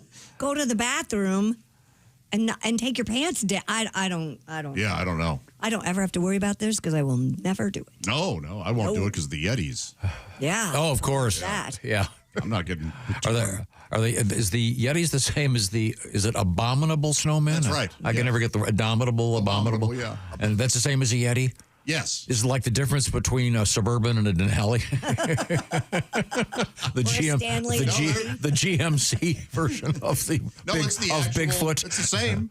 Oh, just a different name. Bigfoot, Sasquatch. Okay, yeah, okay. Yes. Is Sasquatch the same too, or I thought? Yes. Yeah, Sasquatch and Bigfoot are cousins of the Yeti, essentially. Yeah. But which is the cold air one? The Yeti. Yeti. Okay, so the Sasquatch It's the cooler name. is the Sasquatch is more of a summertime Florida thing. Sure, yeah. Pacific Northwest. The Yeti's white fur. Yes, yeah, to blend in. Yeah, we've with all seen the movies. But so this guy that's in the news today, what's his name again? Camisole? Kamirita. Kamirita. Oh, yeah, you can barely want to make a song, Pat? Guy. I already did. Kamirita, Sherpa guy. I did that. You already did it? Dragging middle-aged white again. dudes. Well, let's hear it. No, I didn't think it was that good, so I deleted that. Oh yeah, smart. But it's right here, though. Oh, we'll be the judge of that. Yeah. Taking a great Beatles song and trashing it. It's kind of what you do. If you're just joining us, hello. I do have it here. I graded We're it. flailing. We are we're in the O'Reilly Auto Parts Studios. This is the Bob and Tom Show, and we're celebrating. What's the name of this guy again? Kamirita. And he's the Sherpa that now has the world record according to Guinness. 31 times to the top. Boy, he's got to be sick of it. Yeah. I really don't want to do this again. Yeah. There's that frozen guy again. How many bodies are up there? Quite a few. Yeah, quite a few. Aren't they trying to like haul him over to a crevasse and heave him in? Isn't that the thing? No. You need a big ice pick. If you're standing at base, can you look up and see the summit, or is it just clouded and impossible to? Or does it vary by day to day? I don't know.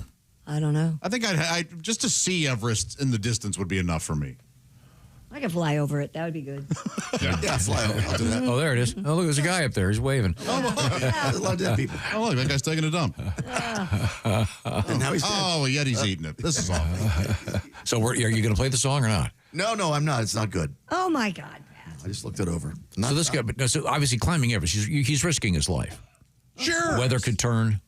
And what's that great book about it by John what is it? Not Kerouac. On Top of Old Pointy? No. Kirkhour. Kirkhour. Yeah. Great book. It looks like there are about 200 dead bodies still up I on never would have Mount guessed 200. Everest. That's a lot. Yeah, that's a lot. That's But quite there's a place where you're getting over there. There are these giant ice. John Krakauer. Yeah. These giant ice things that are the size of 5-story buildings that can just fall at random and stuff. Boy, terrifying. So this guy'd rather do that than stay home with his family. Wow, that wife never shuts up. I know. No, I think I'll go risk my life again for the 31st time. Yeah, you're right, honey. That is an amusing meme. Yes. Look. That cat's playing with a golf ball. I'm just going to go jump into a crevasse. Your neighbor made it to the top.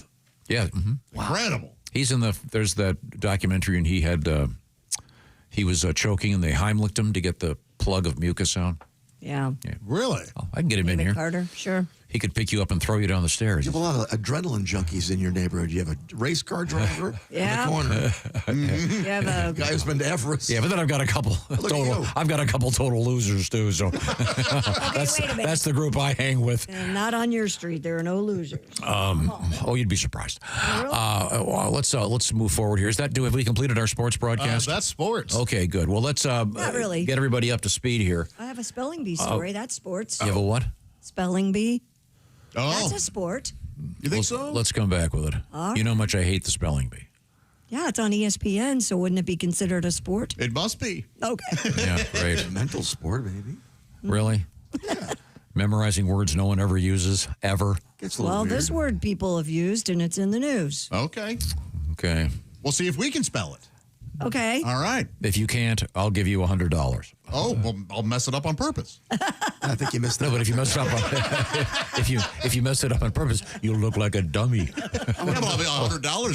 Josh, he dummy. I want to negotiate my next salary with you. If you suck, you're getting more money. Yeah, play that song. Yeah. Oh, it's not. That's a $1,000 song. When I wrote it, he only done it 25 times. This must be a 5-year-old song. He did it 30 times now, right? Yeah. 31. 31. And he's going to do it again, he says. All right. Yeah. So, What are you going to do? look, Pat, you got a few minutes. Let's polish the song when we come back. It's so bad. I'll help you. Let's see. Where were we? Oh, I know. I know where we are. We are in the O'Reilly Auto Parts Studios, and this is the Bob and Tom Show.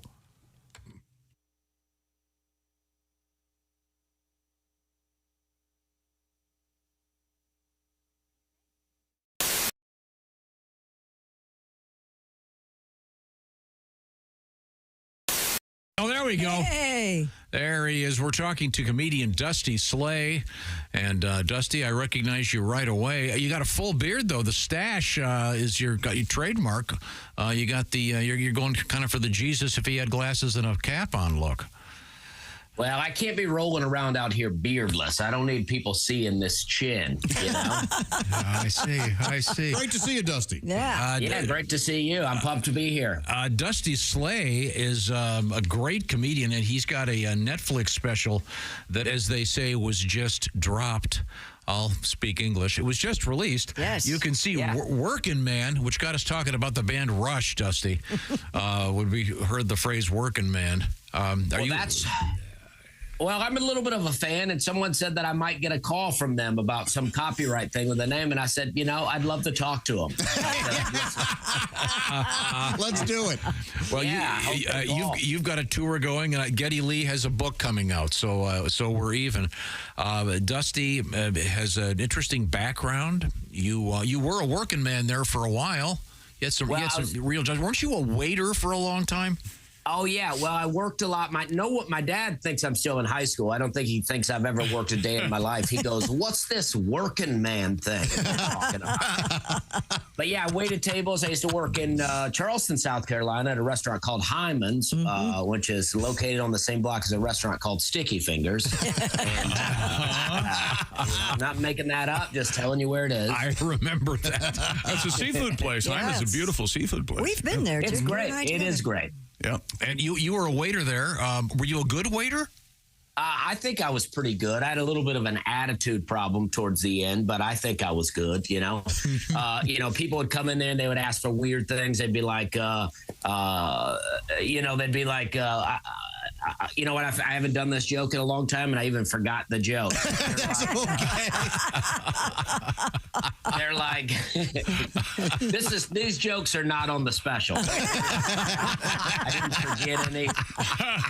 They're like, what's a good wine with the fried catfish, you know? And I'm like, I don't know, a Budweiser? There we go. It's a hot joke. It's a hot joke. Dusty, you have done a number of the late night shows. Do you remember what was the first one you did? Do you remember? Very first late night, I did Jimmy Kimmel, and I never tell people to go watch that one. I feel like that one was not that good. The jokes are great, but I don't know how to prepare for a late night at that point. But my first Tonight Show, very good. Cool. Well, let me ask you this. Since you've said that the Kimmel event did not go well, why don't you share? What was the first joke you did on it? Do you remember? Well, I did a joke, trailer park joke. I said, I grew up in a trailer park. We had a lot of fun, but I'm not sure why they call it a park. You know, there were no rides in there, no water slides. We had like an occasional slip and slide or like an old tarp with some Dawn dish detergent. We put our slip and slide over a tree root one time because we was going to jump it. And that's not how that works at all. I like that very much. I hit that tree root. I just got up and got a job, you know? Padres 2-1, bottom of the seventh. Why did it stop? Are you watching check local baseball listings. right Hang on, I've got to put my. Not check local listings. That's the game. That's the Major League Baseball opening game in Seoul, South Korea. Hey, if you listen to a rebroadcast of the show, that information is very, I see. I'm sorry. Yeah, reality. You've thrown me into a tizzy. I'm listening to a podcast. I don't know what day it is. They just said the Dodgers or the Padres were playing. How am I supposed to figure this out? I'll explain time zones to you later, Gilligan. Oh, God, you're an idiot. Yesterday. Podcasts can be... Go on. Just podcasts. Yeah, you're broadcast. Yesterday, you were talking about S&H green stamps. We're right at the end. Writes Jack. Hog off? I was watching a rerun of Hollywood Squares. One of the prizes they offered in the secret square was 1 million S&H green stamps. Whoa! Valued at $2,500. When did this happen? I'll get you a jacket. God, I hope they were already in the books.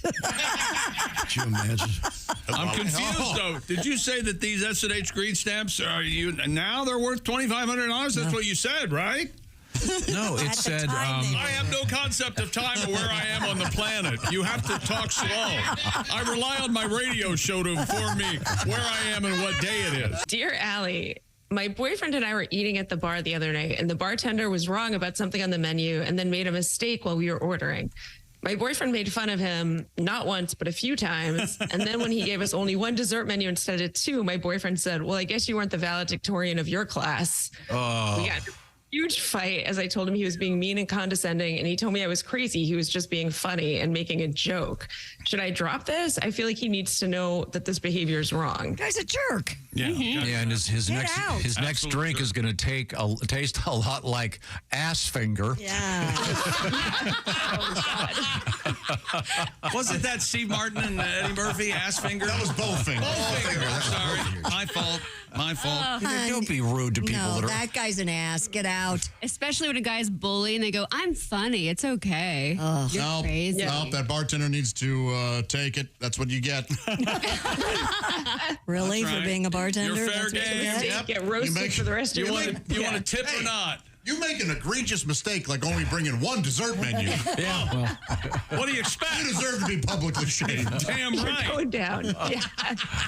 it's kind of, I think he's sort of thinking, hey, this is kind of, they're a couple. It's kind of romantic here. You can share the menu, look at it together. Yeah. Plus he doesn't want to crowd the bar with You know all what I that think paper. happened? agree. This guy really did think he was just making a joke and being funny. He just came up, he just did it in a completely a-hole-ish way. No, that or this guy's just a jerk that's her boyfriend. Well, but would she be dating a guy who's a jerk all the time? Maybe. You can only fake it for so long. That's probably why she was like, well, I want to tell him, because if he understands it, if he is just making a joke and he's like, oh, I didn't mean to, that's probably okay. But if he's like, what? No, I'm going to keep doing this for the rest of my life. I'm going to. You're right.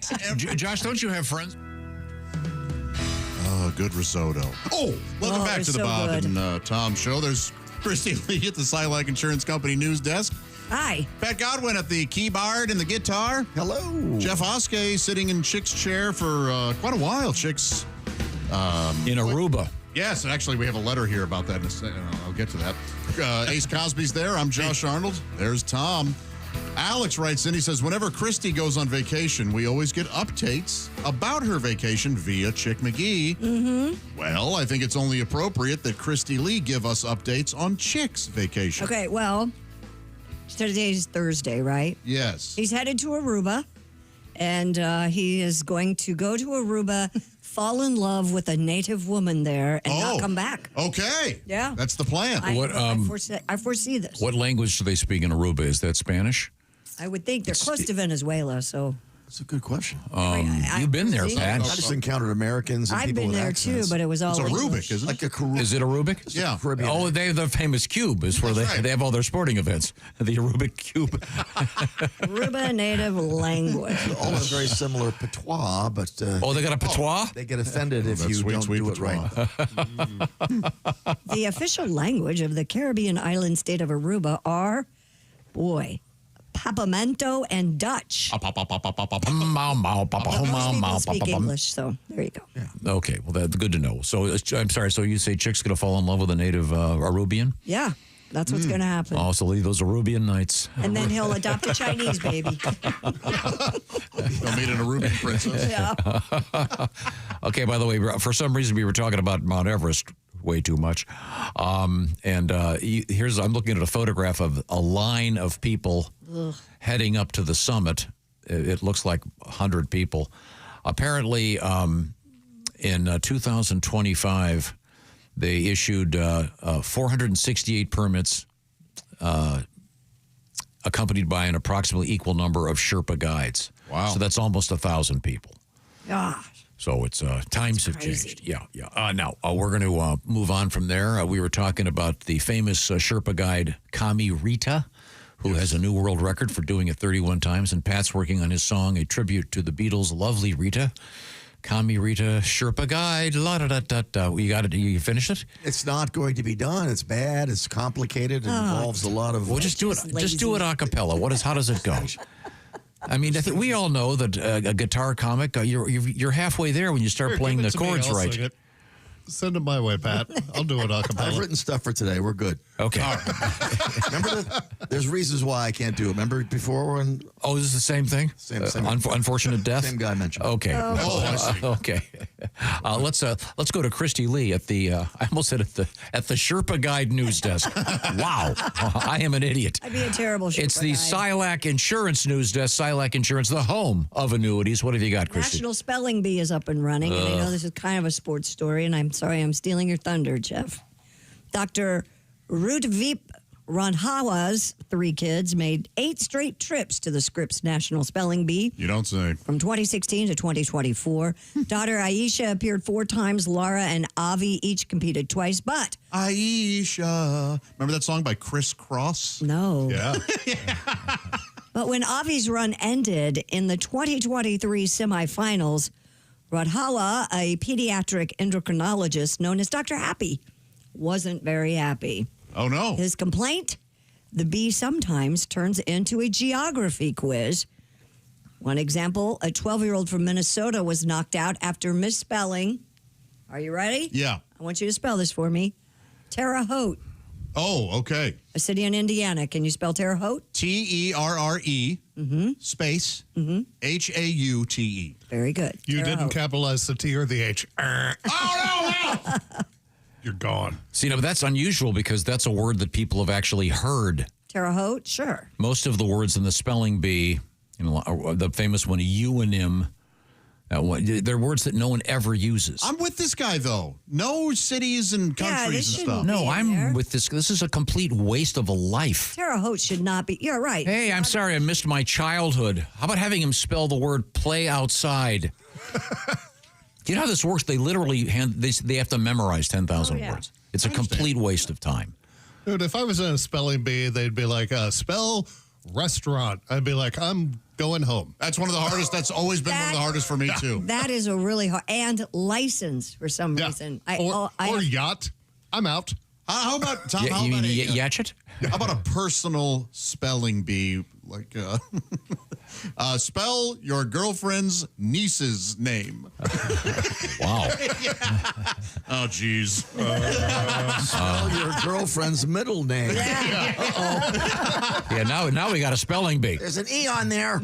Yeah, and you have them like they're standing above in some game show where if they don't get it right, the floor falls away and they drop into ice water. Yeah, that's a Didn't they good have one. like that? Wasn't there a game show that You was... did fall, yes. Yeah. But yeah, that's better though. Having them spell real things. I don't know. I just think you're forcing kids to waste their youth doing this. One year the word was H, and I went, "What the? I can't ever watch this again." H. And the guy goes, "Can you please?" The kid goes, "Can you please use it in a sentence?" And she goes, "Yes, the letter H." How do you spell the letter H? H? AITCH. Really? There's an H in the word spelling the letter H. So it's pronounced H, but spelled AI. I would have been tempted to go F-U. No kidding. I would have lost. I would have flipped over tables. Does every letter have a spelling to it? I don't know. I just I didn't bother to look it up. I just remember seeing that on the. Wait, there's a fact I don't ever care to know. Yeah. Why would you need to spell the letter H when it H? And maybe if you do a lot of crossword puzzles and. Oh, God. So this guy got knocked out of the spelling bee because he couldn't spell Terre Haute? Apparently. Boy, do you imagine you lost the spelling bee to Larry Bird? But why would a kid know that? Yeah. They should have more fun words. If you're going to do geography, spell Lake Titicaca. Doesn't that sound filthy? Yes, it does. It sounds like a boob smeared in feces. Oh, come on. You know, you didn't have to. we all got it without My gosh. Very unfortunate. But Terra is often spelled Terra. Correct. Like terra firma. Right. So I bet the kid, that was the mistake. Yeah. Well, all you got to do is hand the kid a calculator and they can. Remember back then, that was the biggest deal? Calculator? What? Yeah, spelling bee? Yeah, they have words in it, but whatever. I mean, a cell phone. Give the kid a cell phone. I'm like, are we spelling you can spell everything. upside down? Right. Yeah, that's all you can spell is boob. Yeah. Okay, well. Educators are turning back to so-called blue books to combat cheating among students using Chat GPT. According to the Wall Street Journal, AI-enabled cheating on college campuses has become so rampant so quickly that professors are returning to handwritten testing in those little blue exam booklets. I thought a blue book was when you read all the way, when you read it really vigorously, but then didn't finish it. You got blue book. Yeah, we understand. Sorry, boo. Smeared in feces. Like a blue movie. Most blue books. No, like blue balls. Titicaca. So you didn't even get it. No, because the premise was so weak. No, you are right. I got it. It was fine. No, Don't it was listen to him. Most blue books are made by Roaring Spring Paper Products, a Pennsylvania-based family-owned business founded more than a century ago. While remote schooling nearly put the company out of business during the pandemic, the explosion of AI cheating has led to a new golden age of blue books. For example, over the past 2 academic years at the University of California, Berkeley, blue book sales have been up 80%. So they have to go to a classroom, no cell phones. Yep, and right. They can't go to whatever it is, Chat GTP, and have them write their essay for them. That makes sense. You have a song, Pat? Yeah, a little Mellencamp tribute. I was failing every grade and about to be kicked out of school. I found a way to pass without I ever having to crack a book. I got an A+ using ChatGPT in physics, science, and history. I got an A+ using ChatGPT. Oh yeah, using ChatGPT. Then one day I was handed a book. Then let's try that again. Okay. Take 2. Then one day I was handed a blue book and a pen. Seems like an ancient device from way back when. Doing good now. I can't write, I can only text. So I taped my iPhone under my desk. Guess what? I got an A+ using ChatGPT. A+. Oh, changed it. One of those. All right. This time in algebra and chemistry, I got suspended when a class spit it out at me. All F's for using ChatGPT. Hey! I'm done. All right.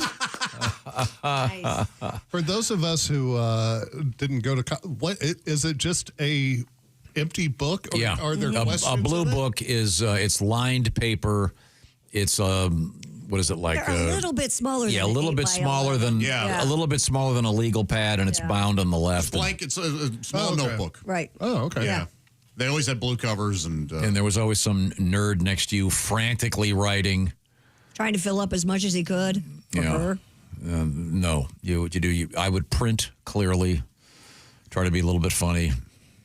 Because remember, there's some graduate student reading 300 of these doesn't really care about your thoughts about Madame Bovary and the symbolism of water. He just assumed to hang himself. Yeah. Remember having to put the pen or pencil down and shake your hand out for a little bit? Yes, I do. Man.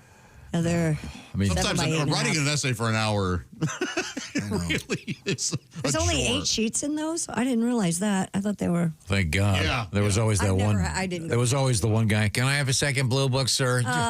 Would someone beat him up? God. We're just going here. It's just a bluff to kill time. We're being babysat for $80,000 a year at this place. Let's get real. What are we doing here? Thank you very much. Yeah, I was trying to think of. Do you remember there was that one phase where suddenly you were allowed to have in math? There's this transition phase where you're allowed to have a calculator. Yeah. Oh, well, I mean, I don't remember the transition. I remember because my little girls have been going through this. I guess the transition was like in junior high when you started needing to do things on a calculator. Yeah, and you I don't. had to buy that really expensive Texas Instrument one. The graphing calculator. Yeah, man. Yeah, now you can get now for 50 cents you can get one that has scientific notation. Yes. and knows how to make a nuclear weapon. My poor parents. Well, we're not having Christmas this year. Algebra cost us $350. Man, yeah. Yeah, I complain about my mom a lot, but I don't know how she did it. I also hated in math, by the way, you have to show your work. Yeah. Screw, did I get it right or not? Right. I don't cross a bridge and look at the construction guys and go, let me see the blueprint. Is that cute? Is that funny? But it's not really analogous to the situation. It's not analogous at all? Not at all. I think it is. No, it's not. They wanted you to demonstrate that you actually know how to get from A to B. Screw you, I got to B. Well, that's because if you use ChatGPT, it would take you there. I didn't have that then. I had the back of the book. No, you beat up some nerd and made him do it for you, didn't you? No, I tried beating up a nerd and he beat me up. Josh was a nerd. I carry his books all year. Coming up. Show choir, the nerds beat them up. Pat, the headline says, is it vagus nerve? It's Vegas nerve. Okay, VAGUS. Looks like vagus to me. For the purposes of this show, it's going to be vagus because it's undoubtedly going to be a lot funnier. We'll go with that. You've got a nervy vagus. Well, I never. These are the O'Reilly Auto Parts Studios. This is the Bob and Tom Show.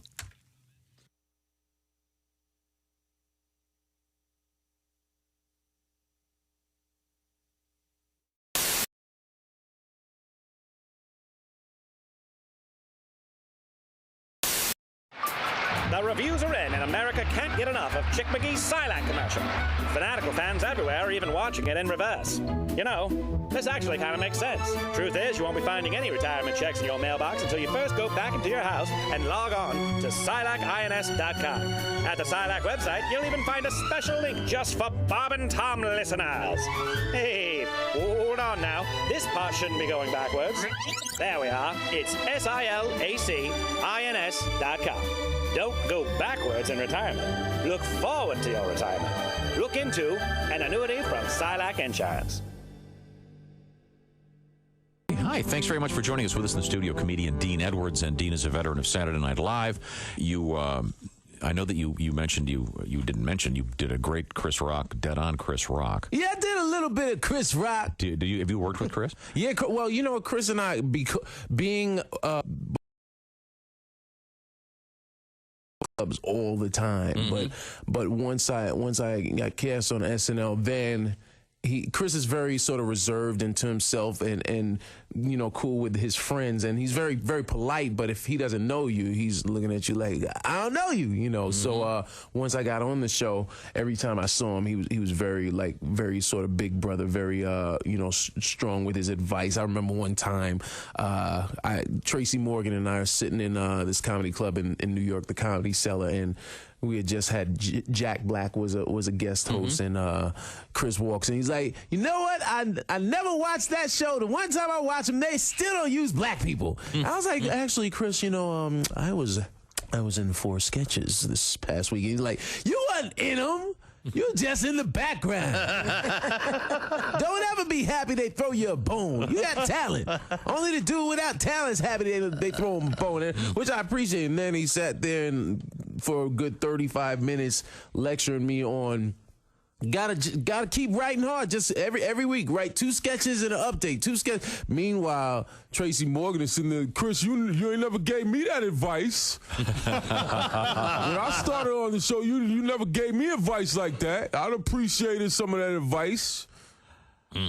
That's how Tracy is, though. That's how he is. Hi, this is Christy Lee from The Bob and Tom Show. Thanks for watching this morning's show. To listen, just go to bobandtom.com. Check out the list for a station near you, or stream the online radio station on our website and the Bob and Tom app. The Bob and Tom Show, on air, on app, and on demand. A Swedish sexual rights group unilaterally proclaimed a new English term for what it considers one of the most misunderstood parts of the female anatomy. Who's this group? I'm sorry. A Swedish sexual rights group. Okay. They want to change the name of the hymen to the vaginal corona. The vaginal corona? corona. So does that mean it's still Isn't there? that corona? If there's a lime in it? What? corona, corona, right? What is corona? Isn't that already taken?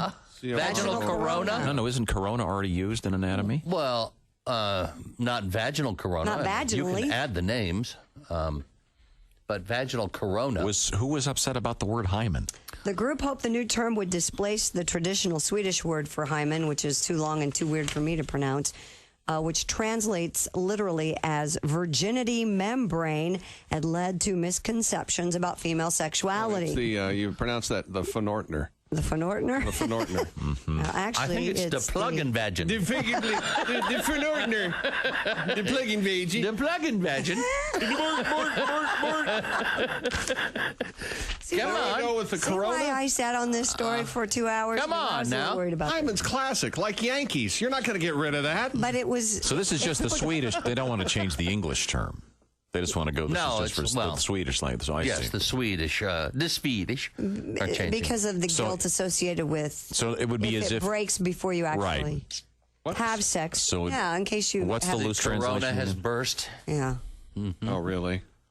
And What do you mean the how loose could that? So I'm confused. So And what's that the could new always what's the happen new accidentally. Swedish word? Vaginal corona. But that's English. I don't know what the Swedish word is. They're the ones changing it. I know, but it's hard to pronounce, I guess. Don't the Swedes with Tiger? Don't they have enough trouble right now? No, Shouldn't they just be quiet about stuff for a little while? Yeah, but you know, it's sex over there. It is, isn't it? Well, yeah. They are way ahead of us sexually. I can't Yeah. argue with that. Well, I can't wait to see the commercials. Yeah.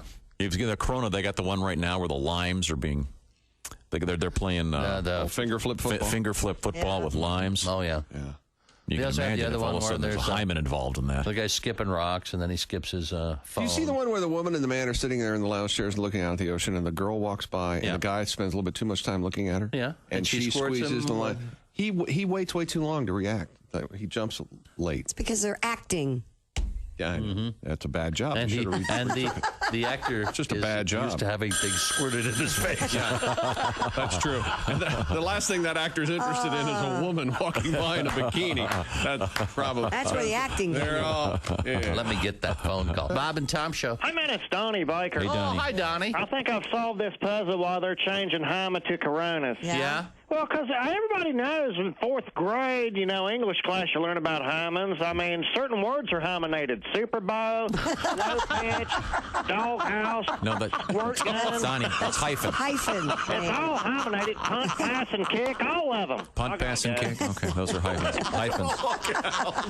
Okay, we'll find out more about Vaginal corona. hymen talk. We'll come back. I'm very confused when we return.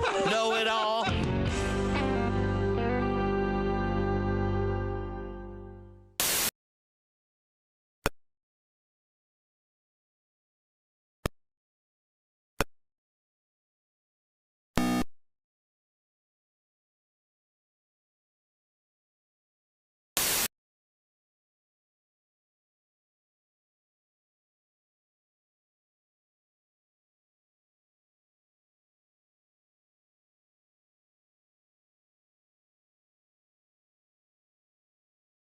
.com.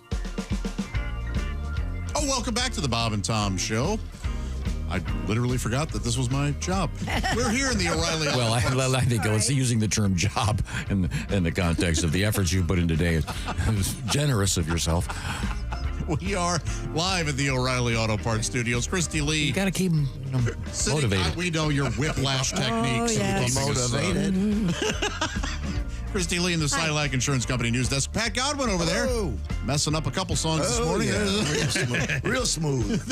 There's Jeff Oskey. I got a wind bag for you, Josh. All right. Ace Cosby's there. Hey. I'm Josh Arnold. There's Tom. Wind bag us up. Josh, you mentioned Aisha by Crisscross, not by Crisscross. Aisha was by ABC, Another Bad Creation. Thank you. Thank you very much. It says, Josh, geez, read a cassette cover. Oh, nice. My bad. My bad. Yes, another bad young little black kids. Yeah, exactly. Yeah. Oh, is Crisscross? Are those the dudes that wear their pants backwards? Yes. Oh, yes. Did they think that was going to really take off? It did. I mean, there were kids in my school who did it for a little while. No way. Yeah. Yes. Yeah. Really? Mm-hmm. God, well, every teacher berserk. When I was a kid, I wanted to get one of those double-breasted shirts like the monkeys wore, but I didn't want to put my pants on backwards. I would have drawn the line there. I begged for parachute pants. Oh, sure. Oh, yeah. Mm-hmm. Just begged, and my friend had 4 pairs. I was so jealous, and they were in for a week and a half. Yeah. I just talked to him. It's so funny. I ran into him at the office of Blackface. He was buying a shredder to get rid of all the photographs of him wearing the parachute pants. But they were a rage too, yeah. Oh, man. Oh, sure they were. Prince's band wore them, I believe. Oh. Yeah. So so you said it was Aisha? Aisha's the name of the song. I said it was Crisscross. It's actually ABC, known as Another Bad Creation was what ABC. Oh, okay. But they were also just young. Yeah, their hit song was Playground. Yes. And Crisscross's was Jump. Yes. And Aisha's one of my favorite announcers. Oh, is that right? Yeah. Aisha Rusco, NPR. She's great. She's the best. Now, it's I'm sitting right here. Huh? Well, you're one of his favorites, too, but he was just saying. Well, you're different. Oh, I know. Remember what he just said. You don't see me. He can't let you think you're doing a good job. Oh, I know. Believe me. 40 years I've been hearing that. Say, a true motivator. It seems to be working. That is the problem, isn't it? If it wasn't effective. I would change my ways. No. That's a whole different sphere of news. There's a new study out there that says the United States leads the world in... Fatness. That would be a great guess. I think it's still Mexico. Wealth. Which I get. I've had nachos. We don't mean what you're saying. The USA leads the world in Mexico? That's getting that way. We're a close second.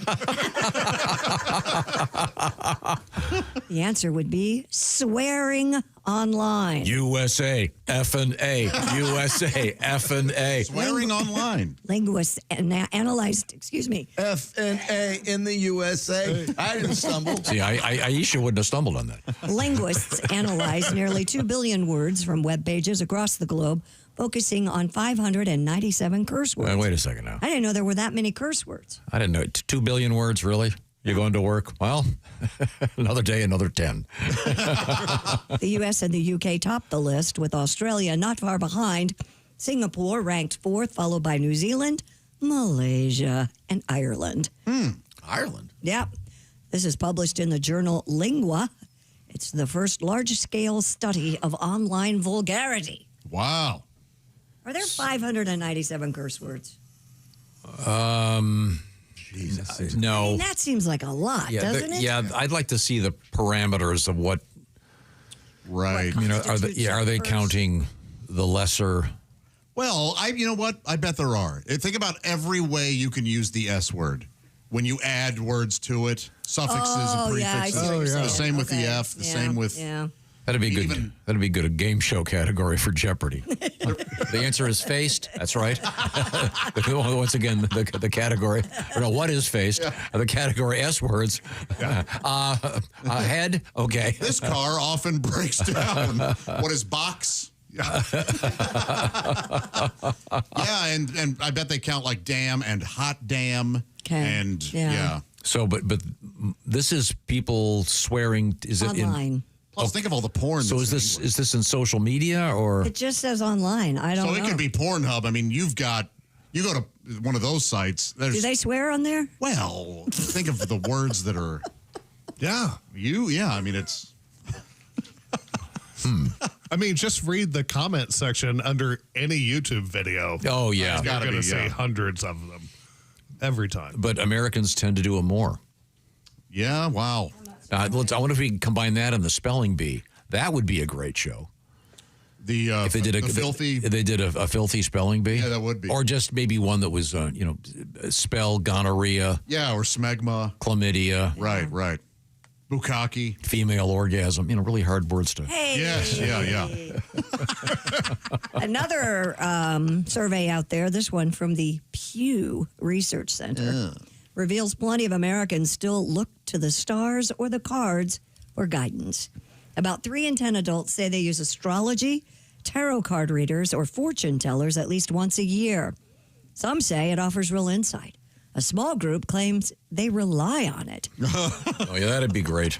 Where are we going for dinner tonight, honey? Well, retrograde Mars is telling us we have to have Chinese tonight. Oh, great. Younger adults and women under 50 are the most likely to check horoscopes or dabble in astrology. About 4 in 10 women aged 18 to 49 say they believe in astrology. That seems really high. Overall, 20% of the folks living in the U.S. believe in astrology, Tom. That's over a quarter of the people. I might. I honestly might. Do they get to vote, these people? Yeah, they get to vote. It's big business. The psychic services industry generated an estimated $2.3 billion in revenue in 2024 and employed 105,000 people, according to the market research firm Ibis World. Well, the doctor told me I should probably get the surgery to live, but Wanda down at the Shell station got out the tarot cards, and I'm just going to go for it and just breathe on my... Have any of you guys ever dated a lady like this that you had to go to the crystal store with her? Yes. Or yeah. What? Nope. I didn't mind it because it was a world I didn't know and was kind of interested in all this stuff. Some of it I found very compelling, and some of it I found to be complete bunk. It was an outsider, I'd like to say. She must have had a great ass. Tom, if you went out with a lady and she was like, "Hey, I want to do your tarot cards tonight," would you end the date right then, or would you go through with it? Again, we get back to the quality of the... I'll tell you who's really into this. You know her. Who? Comedian. Caroline Ray? Yeah. Oh, likes the crystals and the tarot. Oh, whenever you bring anything up, she'll go, "Oh, that's typical Virgo." She's really into it. Huh. I heard an interview with her last year, and that came up several times. I think there's something to it. Have you seen the birthday book? It's about 3 inches thick. You look up your birthday, and it tells you everything about you. Some of that stuff is really... It's very compelling until you just pick a random birthday and say it's your own and read it as it's yours, and it works for you as well. Oh. I see. Well, you're one of those. This is the typical response of a Taurus. Yeah. Libra, thank you. On the sorry. scales, as you know, I have my astrological sign tattooed on the back of my neck. That's exactly right. Yes. Why is that? Because at one time, Pat, I was a teen unwed mother of 3. And you have to get one. That's just the back of your neck. the law. So he'll aim higher? How old were you?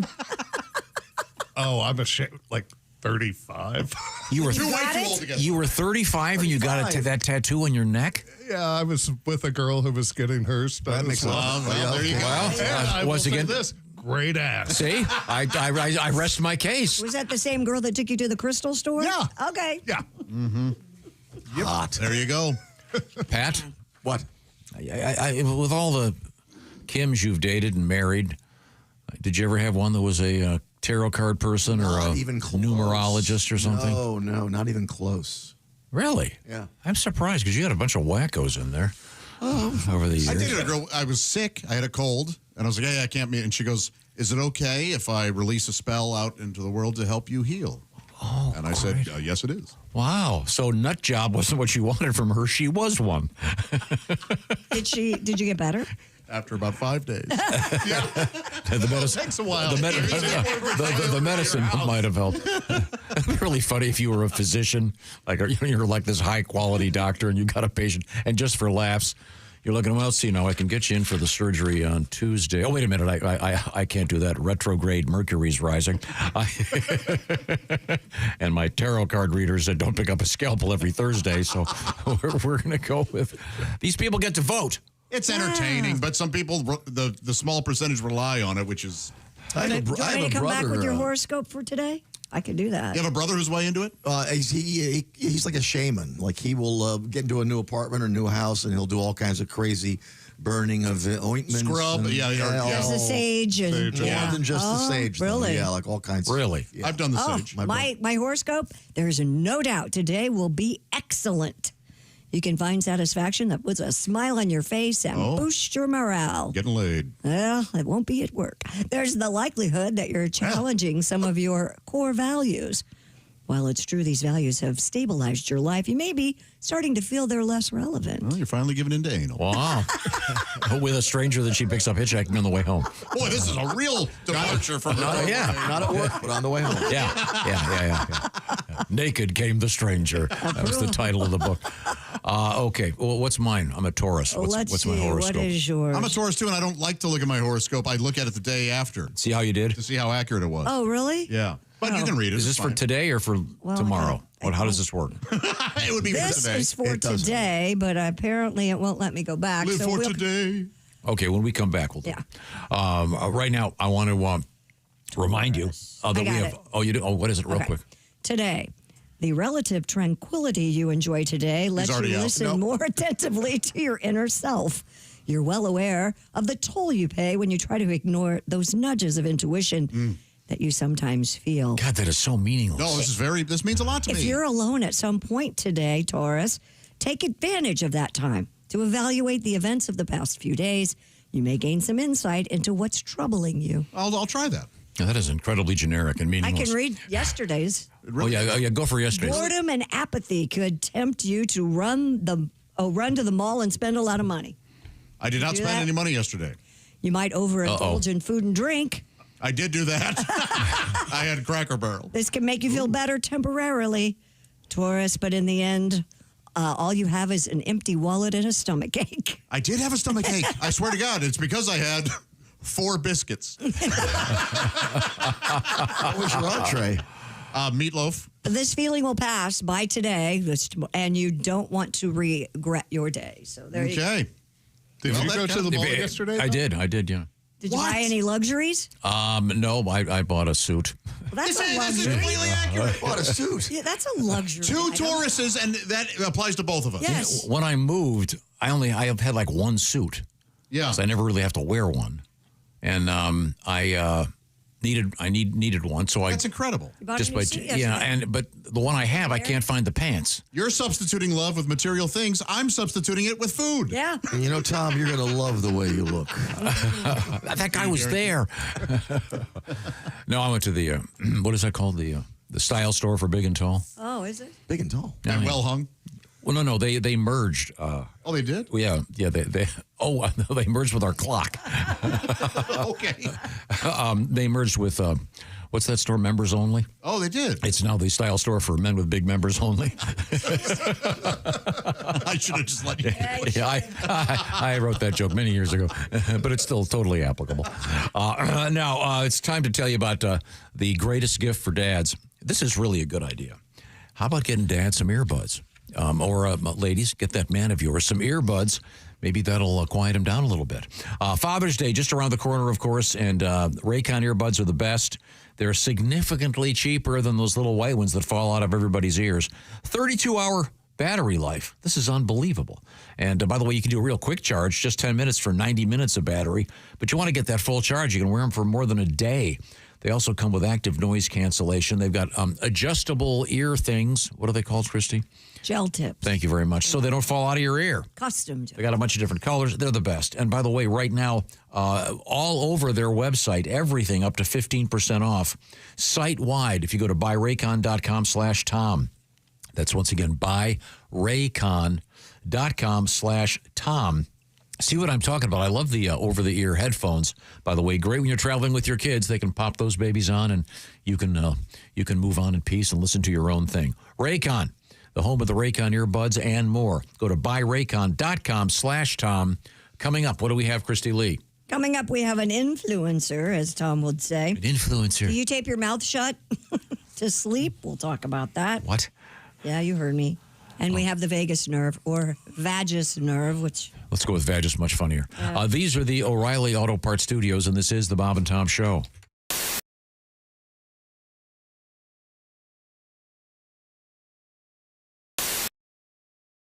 Okay, let's go see Bob and Tom. Yeah! You can't say it on the air. Trust me. Not the way you want to do it. I've been over this 100 times. If you say that, we're going to get a fine. We're not going to get a fine. The average idiot's going to perceive it as the noun. No. We can't do that. You can't say that on the air. It has no meaning as a verb, whereas my term can be taken two ways. That's why the joke has a joke. No, you can't do that. Kids, let me just ask you this. Am I right? The only way to make this joke funny, you've got to use the word cornhole.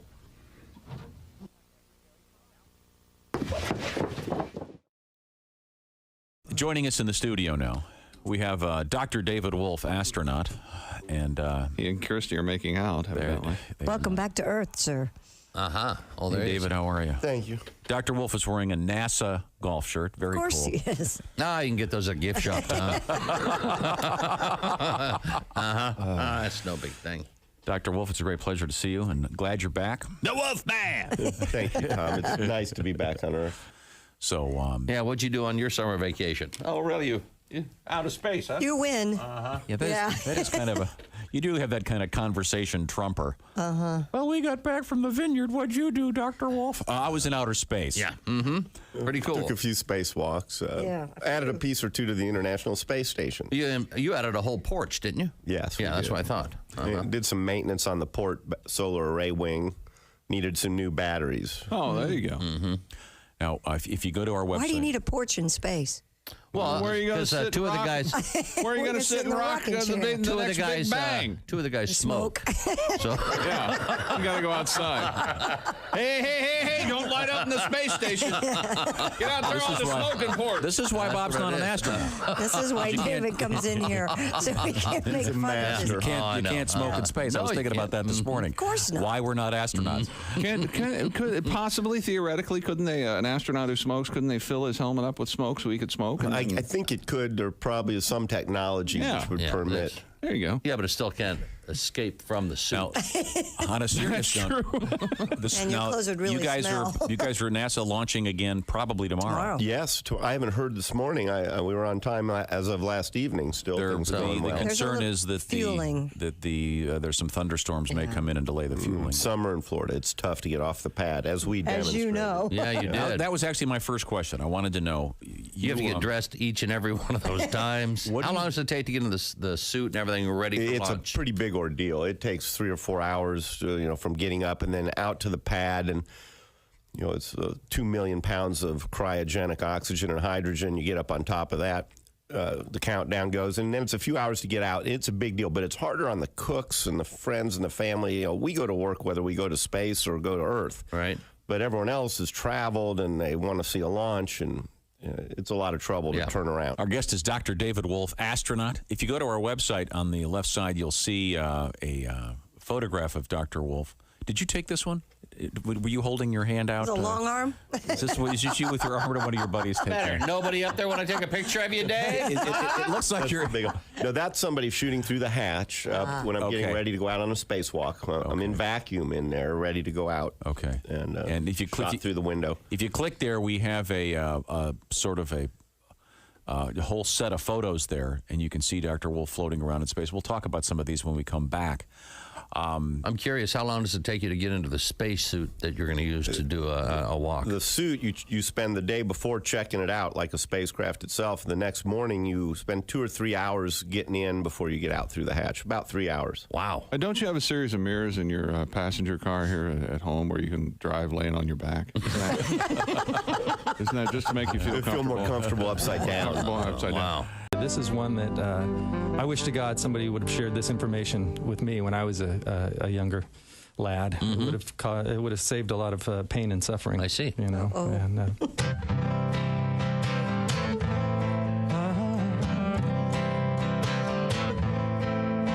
never use Willem Dafoe as your safe word. That's a name that is easy to forget. Don't say he looks like Dennis Leary or list the movies he was in. You'll only feel her riding crop cut into your skin. Even if you remember Willem Dafoe is your safe word. Willem is a tough word to pronounce. 'Cause it sounds just like you're saying Willem Dafoe. When there's a ball gag in your mouth.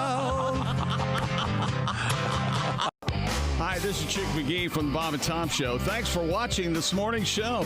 To listen, just go to bobandtom.com and check out the list for a station near you, or stream the online radio station on our website and the Bob and Tom app.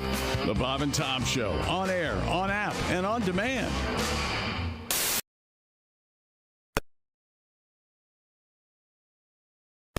Yeah. Welcome back to the Bob and Tom Show, live from the O'Reilly Auto Parts studios. Think O'Reilly Auto Parts for all your car care needs. Get the parts and service you need fast from the professional parts people at O'Reilly Auto Parts. Christy Lee, Pat Godwin, Jeff Oskey, Ace Cosby. I'm Josh Arnold. There's Tom. Hello. Testing 1, 2, 3. It's great to see everybody. Indeed. Once again, Christy's got her sailor suit on, the horizontal stripes and the kerchief tied around your neck. Very nice. Red, white, and blue. With a ginger glaze and no sailor suit. Oh, no. How's that song coming, Pat? What song? What song? I thought you were going to read it. We are not. You're not going to do your tribute to the Beatles? Okay. Not good. We'll just move forward then. A 103-year-old influencer is sharing her secrets to staying beautiful in old age. Wow. Having a lot of lying friends. The staff at the Millcroft Care Home Spackle in Redditch, England, started making videos of Joan Partridge's daily beauty routine and were left stunned when the clips began to garner attention. By morticians. Has now become an online sensation with her viral makeup tutorials. Her top beauty tips for staying youthful include not smiling while applying blush to avoid leaving white lines. With a pair of choppers like that, I wouldn't smile either. Using sweeping motions to blend makeup into the skin and not using too much makeup. Oh, yeah, her 68-year-old great-granddaughter does that. The retired tram conductor's newfound internet fame has since led to her becoming a brand influencer for the cosmetic company Collection. I see. As the key for a long life, Ms. Partridge said, quote, I wonder why I'm living so long. It's the brandy, I think. That's what keeps me happy and smiling. Every night before I go to bed, I have brandy. I top it with lemonade to make it sweeter. Looks pretty heavy on the rouge. I'm looking at a picture of her. Yeah, I saw that too. I want to see Do her. women still wear rouge? She does. Blush. Okay. What's We the don't difference? call it rouge. We blood call vessels it blush. Yeah. Is rouge? Rouge is usually a cream, and blush is usually a powder, I guess would be the difference. Duh. Although you, And what's Maybelline? Maybelline. Oh, there she is. Actually, she looks pretty good. Yeah, for 103. She looks every day 103. Yeah, but she's got nice hair. Her, Nice Her pearls. teeth aren't that bad. She knows she smells. Eyelids have wrinkles. That woman was a tram conductor. Yeah. Well, back in the day. Now every day she says on board, but she's in bed. So Oh. I wish she'd been a meter maid, then they'd make you do the song. all right, let's move on, please. Maybelline is a cosmetics company. And a great song by Chuck Berry. Yes. That is a good song, though, Chuck. Did they ever buy the rights to that? Maybelline? No. I don't think so. They never paid Chuck off and No. made a couple commercials out of it. I don't believe. Little chunky rock and roll. He would have taken from the money. Chuck. Yeah, you're not kidding. Well, I'm glad she's doing well. She looks like a sweet lady. Yes, she does. She looks. When I see where her lines are, that's why she wouldn't smile when she puts her rouge on. Well. Oh, I have them too, and I'm half her age. So here's an odd solution to alleviating knee pain. This is where the vagus nerve comes in. Now, do we know officially what it is? I told you 18 times. It's officially Vegas. Yeah, it's all. But it's spelled V-A-G-U-S? Yes, Go with vagus. It's much funnier. She did. I did. A new study suggests go through your ear. Early trial results showed the vagus, whatever nerve stimulates via the ear and will help reduce knee pain in some patients.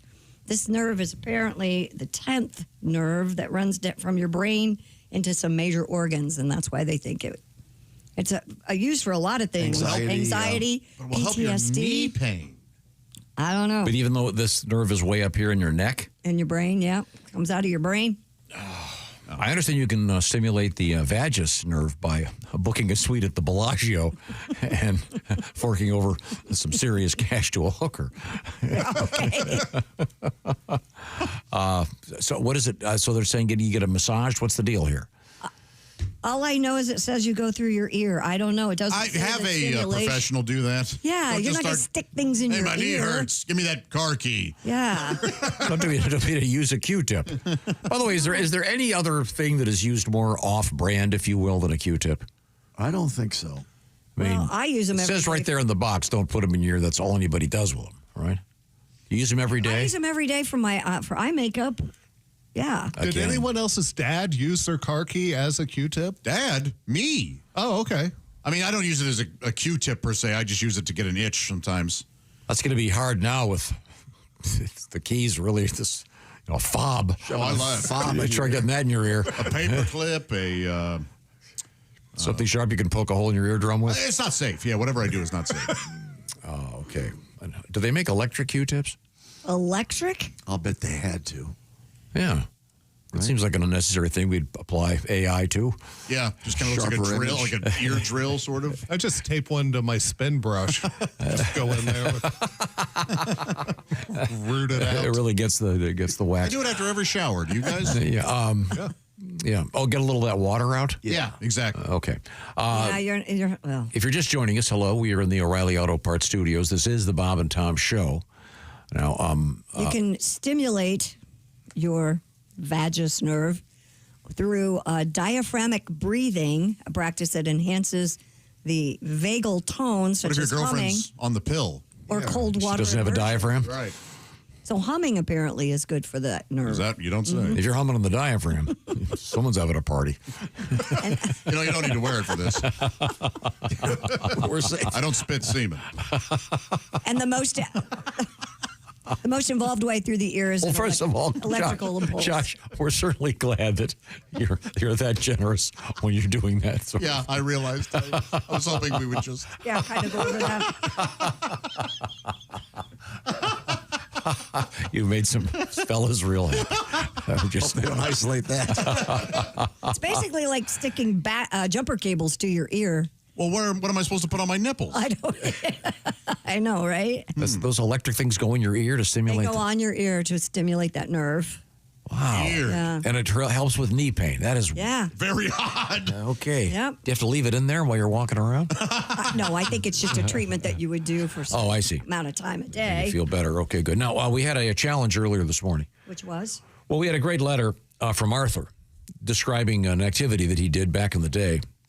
And the short version is he would be swimming naked or in a pair of cut-off shorts in the granite quarries of Graniteville, Vermont. Then he would hop in his mom's 72 Dodge Challenger convertible and drive home, and he would take his blue jean shorts off and affix them to the driver's side mirror, and then they would dry as he drove home in this really cool car, sometimes with a lady next to him also drying her bathing suit on the other mirror. Uh-huh. Fond memories. So we're trying to turn it into a movie. We're starting with just this, probably a shot of the car driving, and you don't see, all you see is the mirror with the shorts waving in the breeze. Then as the camera backs up, you see the cool car, a shirtless guy driving, a beautiful young lady next to him. It's a really great car. Then the camera goes up and you realize that they're both completely naked, and it's 1972. So we're trying to flesh out, if you will, no pun intended, to finish this movie. So please, we need a title, et cetera, et cetera. So if you were listening earlier, you know where we're going with this. But I'd like to keep the story rolling. All right. It seems like a lot of fun to me. Anybody have a title yet? No, again, we don't have a story. The story has to inform the title. Yeah. Waving in the breeze. But that's just the opening scene. Drying shorts. How about this, Josh? How about I had to tell somebody? You're wondering, is it a murder? It's vague. Vague. That's the whole point. You don't want to give it away. Well, you don't want to have the title of the movie, Yes, I Did It. How about Wet Pants? So is he going to kill her? Is that where we're going? I don't know. How about truckers can see my boobs? Trucker's Delight. Trucker's Delight. If we'd like this to be distributed, we have to. Well, they're naked in the car. They've got to pass people. Yeah. What if it was some misnomer, just Grandma's Kitchen? Hey, I'm going to take everybody to see Grandma's Kitchen, and the first scene is just boobs. It needs work, clearly. Yeah, it does. We'll push ahead. Okay, Christy, what else you got over there? The viral trend of mouth taping at bedtime seems to have no health benefits. A new study says there's no benefit to taping your mouth shut while you sleep. In fact, it could make things worse. Researchers reviewed 86 studies and found no solid evidence it helps. Instead, it may actually block airflow, especially risky for those of you who are undiagnosed with sleep apnea. Are there health benefits to taping your mouth shut while watching a movie? My married friends want to know. Bottom line from this research, breathing through your nose is great, but maybe skip the tape. This is a thing? Yes, it is a thing. I tried it once. I did it one night. For about a week. Yeah, I wanted to try it too because I've been. What kind of having tape do you use? It was for snoring. It was a medical sort of grade tape, and I put it over my lips. And my gosh, if it didn't work, I mean, I did not snore nearly as much. Oh. I was told. Did you feel like you were being kidnapped? No, the problem was because of my facial hair, it didn't stay adhered the whole night. Huh. So. What made you do this? Was this recommended It was by on Shark Tank, and these guys said, "Hey, you won't snore nearly as much, and you'll sleep better." And so I went, "Oh, what the hell? I'll try it." Yeah, with allergy season, I've noticed that I've been breathing through my mouth at night because I can't breathe. And I said the other day I was going to try it. Yeah. So I'm glad the story came. Going back to what you said earlier, then, Josh. That way you won't drool out your mouth full of semen. Oh my God! Well, some people brush before bed. Okay. You said it. I'm just reinforcing that. I back to the married people watching the movie. Why is like? There's nothing more infuriating to me than when you get the why is he doing that, and you're like, I sat down the second you did. I'm privy to no more information than you. Right. Yet you expect me to know what is happening right now. I'm the same way, though. I'm on the other side of that. They just can't keep their mouth. You're asking? Yeah, all the time. Oh, my God. Oh, because I have so much trouble paying attention. I just assume I've missed something. Well, that's honest, at least. Remember 3 mornings ago I told you I've driven here hundreds of times, and I got semi-lost driving here the other day. You ever thought about going on medication? No, that ADHD? wouldn't ruin my life. Yeah, I was driving around and I realized, wait a minute, I'm like 4 blocks too far south. And then I turned into some strange neighborhood. And, oh, my God. I've made the drive hundreds of times. I was just daydreaming, or in my case, night dreaming. It was 3 a.m. Yeah. Okay. But as a general rule, I don't take my medical advice from TikTok or the internet in general. Right. But so were you using the specialized tape to cover your mouth? Or Yes, it was for that. It was for snoring. I forget what it was called, but it was effective. Now, is it? What color is it? Clear. Oh, okay. Yeah, it was kind of scotchy in look. Is it thick?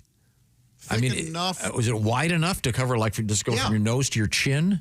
No, it's not like duct tape width. Is it called mute? It's more like masking tape width. It was not. It was. I bet if you looked up snore tape Shark Tank, it'll Is it called Shut Up? Shut the hell up. Tom, I think Pat would like to move on. It just seems so odd. A lot of people sleep apnea, they're mouth breathers. So yeah, that's what it's for, but it doesn't really And I was tested for apnea, and I don't have it. Oh, wow. Yeah. Shocking.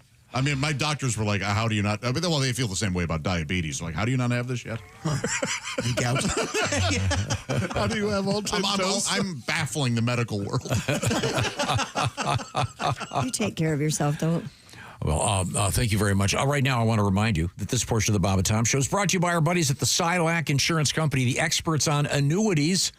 What are annuities? Well, it's a way to keep getting paid. When you retire down the road, it'll be really nice to know that check is going to keep on coming. You can't outlive your money with an annuity. Get all the details by visiting the Silac website. Go to SILAC, SILACINS.com. That's the Silac Insurance Company. Here's an easy way to get that done, actually. You just go to, you make this phone call, you hit pound 250 and say the keywords lifetime income. That's pound 250 and then say lifetime income, and you'll be hooked up so you can get some information about annuities. Find out what a Silac annuity can do for you. Some restrictions apply. Learn more once again by going pound 250 and saying the words lifetime income, or just go to SILACINS.com or go to bobandtom.com and get all linked up and get information about what it's going to be like to retire and still be getting a paycheck. Yeah. Call pound 250 and say lifetime income. An annuity from the experts on annuities, the Silac Insurance Company. Plan on it, live on it with a Silac annuity. Coming up, we have more delightful things in the world of news. We'll be getting your letters. How would you take on our movie with the guy naked in the car, and it's a cool car, hot lady next to him. It's 1972. The pot is bad. The beer is cold. We'll keep moving on with this. We are in the O'Reilly Auto Parts Studios. This is the Bob and Tom Show.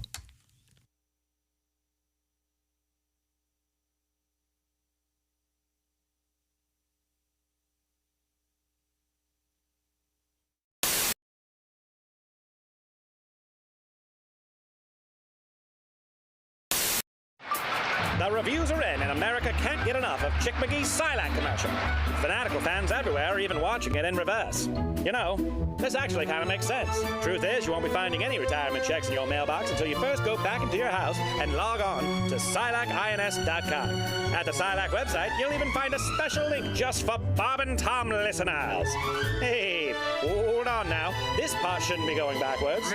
There we are. It's SILACINS.com. Don't go backwards in retirement. Look forward to your retirement. Look into an annuity from Silac Insurance. You know, here at Charlie's Tavern, I stay mighty busy making drinks, but the phone, it never stops ringing. I love tender wiener. Sorry, no, I haven't seen her. Phone rings. There it is. You know, this worked yesterday in rehearsal. Does anybody hear the phone ringing? I hear it in my headphones. You heard a phone Oh, ring? you hear? Did you hear the ring phone in ring? your headphones? Wait a minute, ring it again. Did I answer it or not? Oh, there it is. There it is. I just heard it. Hello, Charlie's Tavern. Yeah, I was wondering. Hello, Charlie's Tavern. I'm sorry, I can't hear. There's someone Speak up, Dan. clearing their throat in my Hello, mic. Charlie's Tavern. What's the matter? Is it noisy in there? Yeah. I was hoping you could page somebody for me. Sure, who are you looking for? I'm trying to find a Mr. Padasso. His first name is Stuart, but they call him Stu. Stu Padasso? That's right. All right, hold on. Excuse me, everybody. Hey, is there a stupid asso here? Right here. Does anyone know a stupid asso? He's over there. I see him. I'm sorry. Right here. Someone said he just left with Haywood. Haywood who? Haywood Jablomi. No, but buy me dinner and drinks, and we'll talk. Wow, that'd be a wild. That'd be a wacky twist, wouldn't it? Hey, Bob and Tom are doing it. There's the phone. The phone's ringing. The phone's ringing. Hello, Charlie's Tavern. Yeah, hi. Could you page someone for me, please? Sure. Who are you looking for? I'm looking for a Miss Fingerdew. What, do you want to kill her? First name Wilma. Wilma Fingerdew. Sorry, somebody says she's in the back room with Willie. Willie who? Willie Fisterbottom. Ooh, that's got a her, baby. Whoa. What ethnicity was that supposed to be? What the hell was that? I have no idea. Okay. So I'll cut to the quick. Who knew there were so many guys named Peter, Rod, and Dick? And if you see somebody, or if you need somebody, Paige, let me be quite blunt. Uh-oh. I'll try my best to find him, or my name's not Michael Hunt. Paging Richard Smoker. Paging Richard Smoker. Yeah, his name is Richard, but they called him Big Dick. I'm looking for a big dick smoker. Paging Richard Smoker. Is Mike Hunt here? Jeez. Paging Michael Hunt. It's not on the script. Paging Michael. You're supposed to say. Paging Michael Give me the Hunt. last part of the song again, would you please, Steve? You're supposed to say Paging Michael Hunt, then say Paging Richard Smoker. Paging Richard Smoker. Oh, yeah, name is Richard. They call him Big Dick. I'm looking for a big dick smoker. Paging Richard Smoker. Paging Michael There Hunt. we go. Paging Michael Hunt. Is Mike Hunt here? That went well. See, that really makes a difference when you set it do up. that stuff, right? Yeah.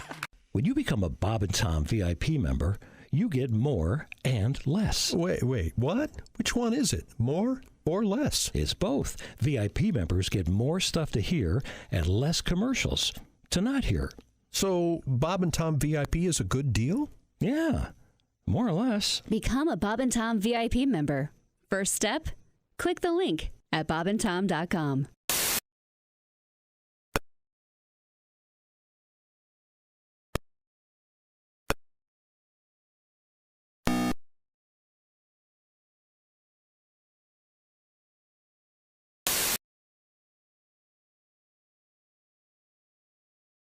Pacers. Hey, it's the Bob and Tom Show. Christy Lee's at the Silac Insurance Company news desk. Hey, Josh. Pat Godwin's across the way. Hello. Jeff Oskey looking great with a new haircut. Thanks, buddy. We'll post that on the socials. Oh, fantastic. Would you like me to get a professional beard cutter in here to do that for you? Because you said you're going to be the next 2 days. No, it has to be tomorrow. I'm cutting it for the graduation. Because a barber can't cut it, right, in this state? Licenses are needed. There's certain barbers. I do go to a barber that can cut it. Yeah. But I didn't yesterday. He's going to use his dog trimmers. Leave him alone. There's Ace Cosby, who occasionally has a beard. Hey. I'm Josh Arnold, currently bearded and probably in need of a grooming. It's not too long. It's just a little, there's some errant hairs Really? And there's Tom, who's as baby-faced as ever. Yeah, it sliced my face open today. Oh, you sure did? Still bleeding. Oh. I want to just take credit for something. Yes, you should. We don't do that enough, do you? Yeah, check local listings. The rain yesterday, that happened because I got my dogs groomed. And it's never. So that was your fault. Yes, I have 2 white dogs, so if anytime we can get more mud in my yard, we take them out to get groomed, and then they come back immediately rolling dead fish or whatever the hell they're. My dog the other day, I cut their dog area, mowed it, and my white dog came in just tinted green, just went out and rolled in all the yeah, and got fresh a nice chlorophyll. green hue to her. Yep. Yeah, that's right. Awesome. I'm gritting my teeth so I don't get too mad. Okay, good. And the squirrels knocked down my other bird feeder the other day. Boy, yesterday. They're up to no good, aren't they? Yeah, I don't know if it was a raccoon or a squirrel, but I went out there, picked it up, and now all the bird seed's on the ground, and the squirrel ran up the tree, so I assume it was him.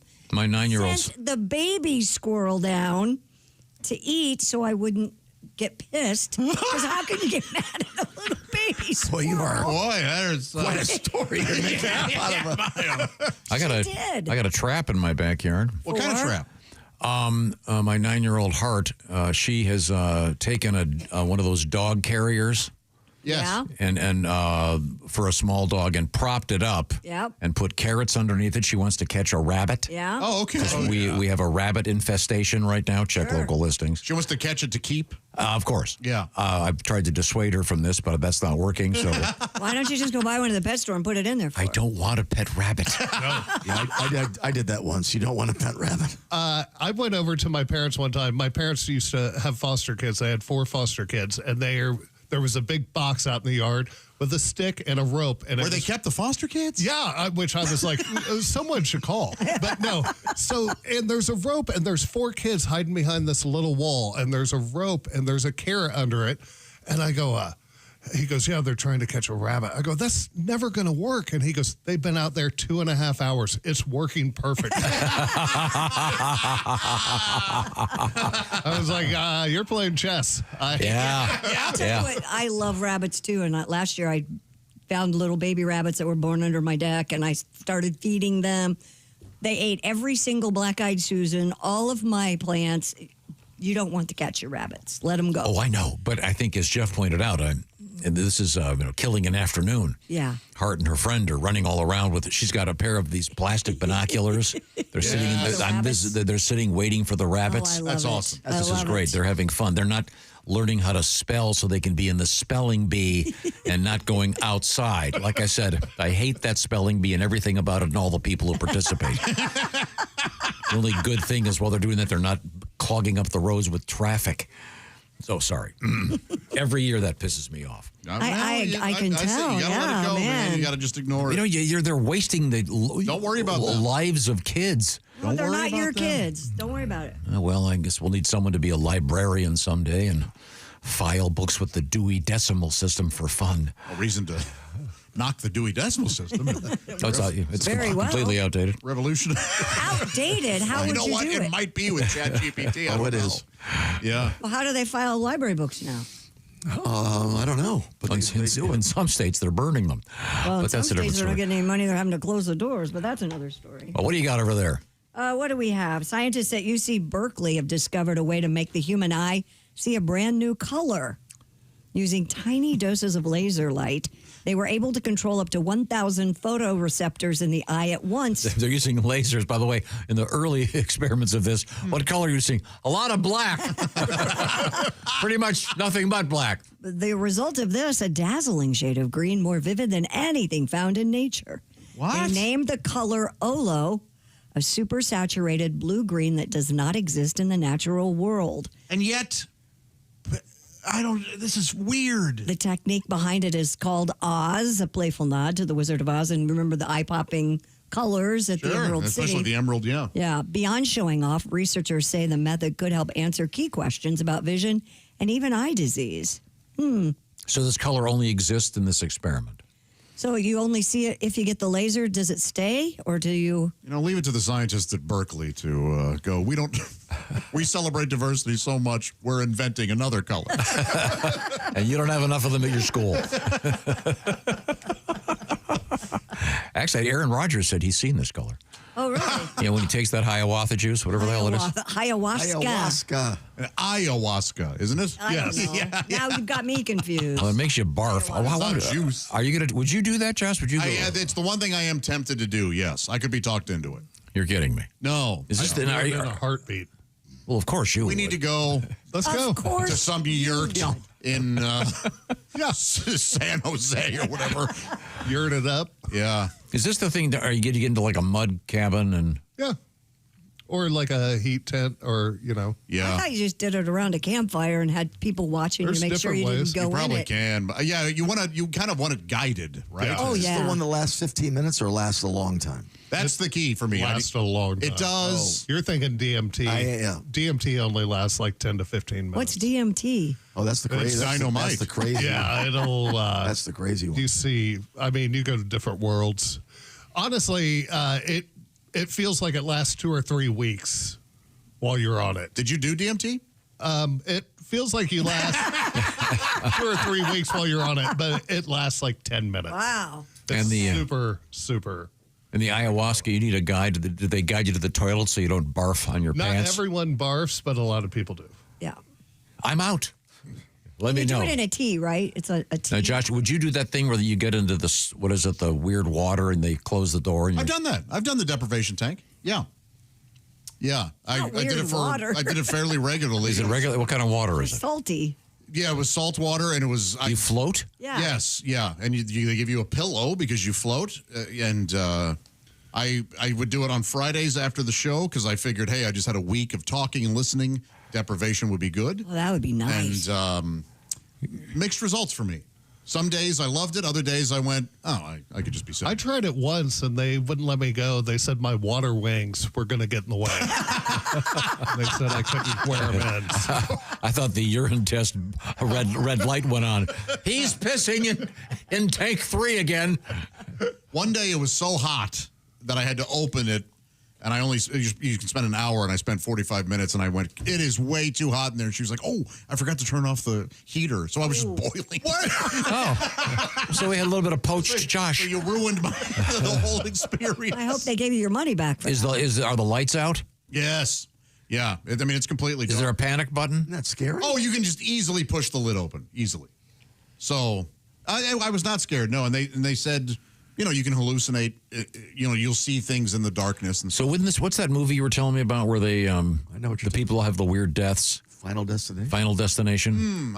Wouldn't that be cool? Someone gets in that, then you see someone walk up. You don't see who they are, and they put a lock on the top. Yeah, something goes wrong. Then turn the heater up and poach them. Oh, Jesus.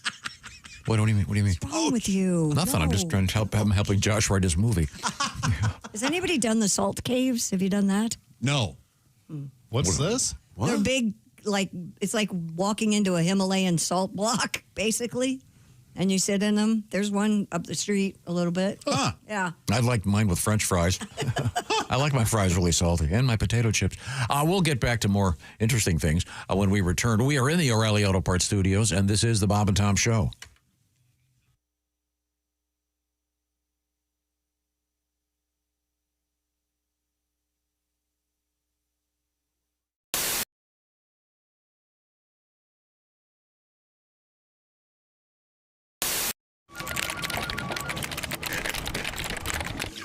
Alex and Christian are both great competitors.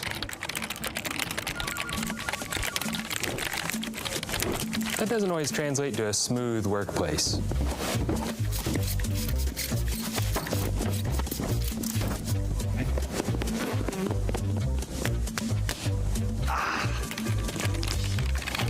Hydrate, hydrate. Boom. Productivity around here?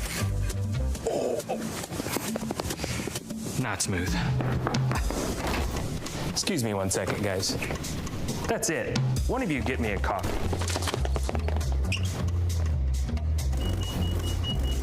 Want a barista quality coffee fast? With Java House, you just peel, pour, and enjoy. No complicated brewer needed. Amazingly smooth. Not smooth. Do you have any interest in going to space? Yeah, so I have a different definition of space, as would be true for all of my colleagues, my astrophysics colleagues. Many people don't realize that the space station, for example, which is anybody's common definition of being in space, if Earth were shrunk to the size of a schoolroom globe, then the space station is orbiting 1 centimeter above the surface. Yeah. And so I'm sorry, I can't think of that as space. Send me somewhere. Moon, Mars, asteroids, beyond. But I don't want to just boldly go where hundreds have gone before. The billionaires who pay to go up in the one where they're in space for like 6 minutes, that seems to me to be a real ripoff. That's not even as high as the 1 centimeter. So the billionaire boys race, the Bezos-Branson, you're right. That's what's called suborbital. They go up and then just fall back for 5-6 minutes, and it's the falling part where you're weightless. So that's fun, and you're sort of above the important parts of the atmosphere. So that's fun. Stars will come out in broad daylight because you can't see stars in the daytime because of the scattered blue light from the sun that turns the sky blue. You get above that limit. So that's fun. I have no issues with that. But on this same scale with the schoolroom globe, they go up about the thickness of 2 dimes. Yeah, wow. And it's costing them several more dimes than that. Remember that guy, that crazy guy, Felix Baumgartner? Remember him? Sure. Yeah. Who did that edge hot of air space balloon jump thing? Yeah. For Red Bull? Sure. Okay. How high was he? He was the thickness of 1 dime above Earth's surface. So we, and NASA is complicit in this. We have a very low bar definition of what it means to go into space. Wow. But I'm sorry, I have higher goals than that. Can we get to Mars, though, feasibly? Is that really a realistic thing? Well, so let me just make it clear. Oh, by the way, of the billionaire boys space race, right, Elon Musk is the only one who actually puts people in orbit. Okay. So he's the full 1 centimeter up, and that's why he can intersect with the space station if he chooses. Unlike the 1950s, where people said, will we ever get to the moon? Do we know how? Is it even possible? That's not the kinds of questions anyone is invoking today about Mars. The questions are not, is it possible? Of course it's possible. We have an SUV-sized rover that took a helicopter to Mars, exploring Mars right now. Getting to Mars, that's not the issue. So the issue is, what's the motivation? And who's going to write the check? That's all it comes down to. It's not any more complicated than that. So you can survive that trip to Mars. A human being can. It's 9 months. Yeah, just get a good Netflix account, good library. Maybe listen to Neil deGrasse Tyson. He's got a couple of podcasts out there. Thank you. Yes, I have a podcast that'll keep you going. There you go. Surprise guest. If you look at your big screen there, you're going to see Ed Septic. Hey, Ed, how are you? That's right. I'm doing great. Oh, yeah, it's Ed Septic, the plumber that don't give a flush. I'm here. I'm happy. It's fall, which means one thing. Apple time. Oh! Miss Christy Lee, Jess, maybe you guys could help me with this. Let me ask you, why do babes love going apple picking so much? Well, you're outside. It's pretty. It's nice. You get fresh fruit. I get that, but you're paying a company money to do their job for them. Actually, that's a pretty brilliant business model. Actually, it probably only works with apples, though. Yeah? Your old lady can't be all like, hey, babe, you know what'd be fun? How about next Saturday we go work a couple hours down at the Foot Locker? I've never once gotten a call from abroad asking if they could use the honey dipper to take their man out to go suck some septic. Yeah, septic sucking, not fun. Of all jobs, why apple picking? You broads pick a cool job. Go into your man and be like, hey, babe, this Sunday, let's go be NFL referees for the afternoon. Cool. Or, hey, hon, I was thinking we could go be fluffers on an all-female porno shoot. Christy, you realize you're taking someone else's job. They just hiked 4 months to get to that job. They show up and they're like, sorry, Cassidy and Megan thought it'd be fun to take a hayride and go apple picking with their boyfriends for the afternoon. So no job for you, Jorge. Maybe try over at the pumpkin patch down the street. Well, actually, now that I'm thinking about it, apples and pumpkins, they probably, maybe check the watermelon farm. Anyway, I used to work at an apple orchard growing up. Not everybody knows that. My job was picking all the rotted up apples up off the ground. They'd use them to make cider, hand to God. Though you know who likes apples more than a white lady in a tan tunic? Who? Worms and bees. They love them. Yeah, I got stung up a bunch and caught a raging case of the ringworm. Yeah, as a youth, that pretty much ended my wrestling career. Along with most of the team. Yeah, the ringworm was running pretty rampant. We had to buy all new mats. Anyway, I better mosey on out of here. Chick, today I got a 9:30, a 10:30, and a 2:30. I am up to my... Welcome back to the Bob and Tom Show. We're live from the O'Reilly Auto Parts Studios. Christy Lee is live from the Silac Insurance Company news desk. Sure. Pat Godwin's alive. Why? Hello. Yeah. Jeff Oskey is alive and kicking. It's a miracle. Yeah. Ace Cosby's over there. Hey. Living large. I'm Josh Arnold. Life is good. There's Tom Griswold. Well, thank you very much. That was helpful. We are going to hook up via satellite, go to the big screen, and with any luck, we're going to find... There he is. Wow, where is he is the question. Are you flying an airplane? What's going on there? I know that I look like I'm recording from a bunker that is also the center of the resistance. Yes. I'm almost 100% moved out of my house, and I am now creating a podcast space in my girlfriend's condo. So this is where we are so far, guys. All right. Hey, work in progress. We're speaking with comedian Al Jackson. And Al, again, it does look very exotic. No, it looks the opposite of exotic. It looks Josh, this would be exotic if I was recording from Fiji. You'd be like, nice setup. I mean, you got headphones on and aviator glasses. Yeah, man. These glasses. I stay with the aviators, baby. You know how I do. I change my lenses probably 4 times a day. Like I have different colored lenses because I didn't know that I was doing this before it was actually a medical thing, but they say people that have ADHD, if you look at the world in different filters, it's good for your brain. But I've always worn yellow, shade. I always look like I just got off a helicopter. Yes. But it's good for me. Does it help your mood? Do you do them by mood, like by the color that you select? I think so, kind of.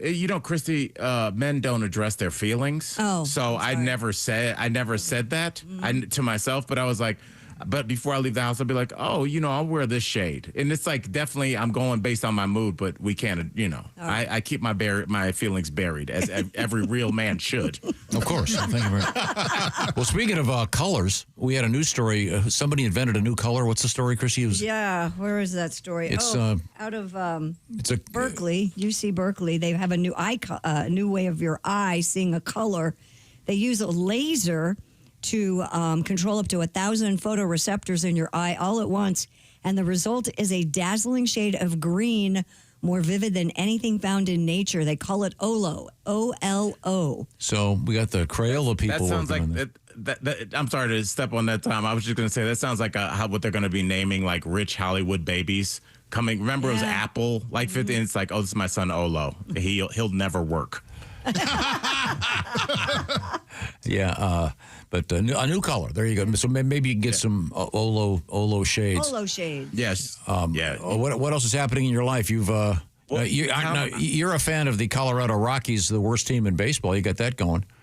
I am a Guardians fan. I am from Cleveland. I get attacked on my Cleveland group thread every day for being accused of being a Rockies fan. But I will say this. My girlfriend works for the Rockies. I have been to more Rockies games than I have probably been to any other sporting events, and I've been to a lot. And the interesting thing about the Rockies, they are horrendous. But it's interesting what they've done because she works in ticketing, so I understand the amount of fans they get. Mm-hmm. baseball is such a different thing. And Josh and Jeff, I'm telling you, I wish I had known this when I was a young dude. There are a lot of women at baseball games. A lot. Yeah. And I had, because you can't, like, yes, Christy, because like women can't go to a football game because everybody's hammered and yelling stuff at you. Basketball is fun, but it moves, so you can't, like, baseball is like a good sport. If you just like, I want to go here and catch up with Tom. I haven't seen him in a couple of years. You can, like, the game's kind of going on out there, and you can kind of just sit and I see big packs of, like, and especially like summertime, cute girls. And I'm like, man, where was it? Yeah, I had no idea. Yeah, my girls go to Cubs games all the time now. They love going with a pack of their friends. I never thought about that. But the Rockies people go to, the team is so bad, I understand people go there to get hot dogs to go. No, it's people go to see the opposing team, essentially. Oh, yes. That's really what it is. And I mean, Denver is a kind of small city that really blew up once weed was legalized, because they were one of the first people to do that. So it's a lot of transplants. So it's interesting to see, like, Josh, like the Cards travel well. Obviously the Cubs do, the Dodgers. Yeah. It's so interesting because it's like a little bit more than half the stadium is usually there to see the other team. And Coors Field, is it still Coors Field? It's Coors Field. And Josh, it's so, when you come out here, it is easy to get there. I love it. Easy to park, and the food is great, and it's like weirdly affordable. Yeah, it's a cool which park. you don't have. It's really, you're going for the experience, not the 9 wins. There are great bars and rooftop places around it, and it's cool. Their attendance is actually pretty good. So which is doesn't correlate with stinking as a team. No, because it's also just an experience. Do people it's like social? Yeah. Are people upset that the team owners aren't doing anything to get a better team? They're only the diehards, but it's not like Chicago or St. Louis or something where the fans are so crazy they could like run an owner out of town. Like here, it's just like Colorado people are like, hey, when I get back from this music festival and sober up, can you guys be better? Like they don't have a lot of pressure, is what I'm saying. And they're interesting. They're in the relative scheme of things, a young team. Yes. I mean, they've only been around for what, 30, 35?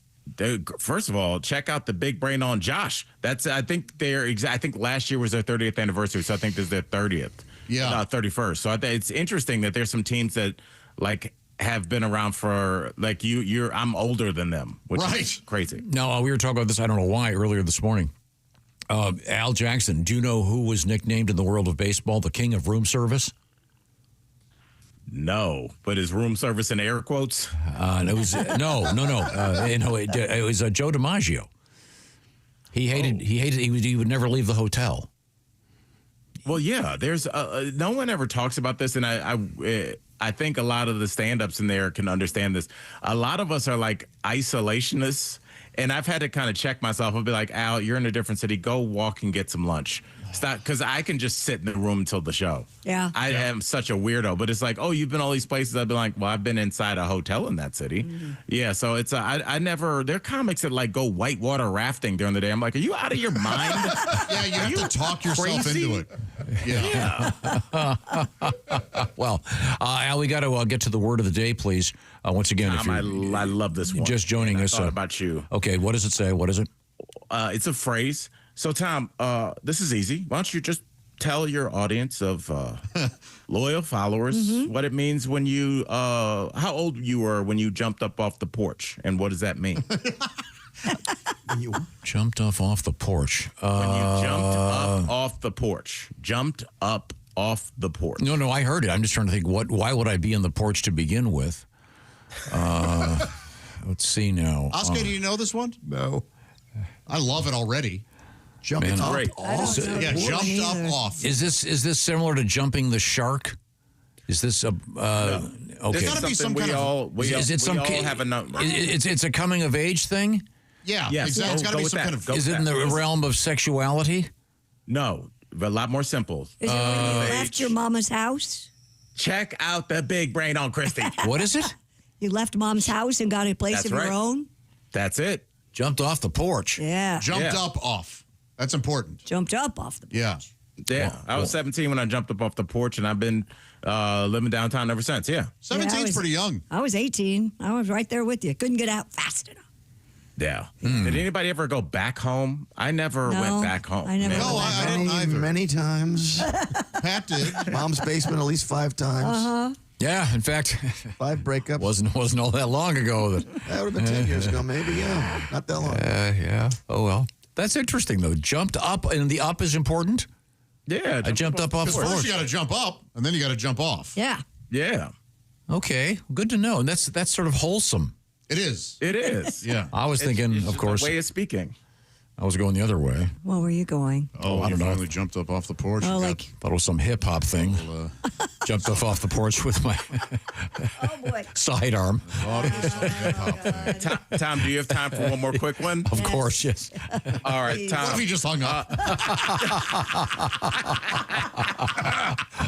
And then never addressed it and just let me to sit with it. What is Tom, it? Yes. What is it? What is it in unboxing? We're hearing that term a lot. People on YouTube taking cameras and stuff. That's one kind of unboxing. What's another kind of unboxing?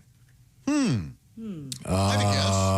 go ahead. Yeah, I got one Is too. it confessing something? No, but I love that actually more than the definition. I really like that. Is it finding out about the background of somebody? I had to go. This guy is trying to sell me something. I had to unbox him for a while. See what's going on. I'll give you a hint. You're finding out something about this person while you're doing this. Unboxing. Is this in the realm of sexuality? Yes.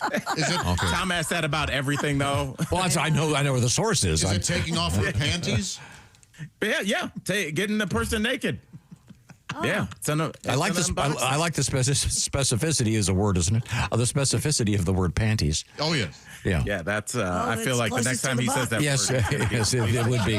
Would be if there's a brassiere down there, then you got one very weird gal.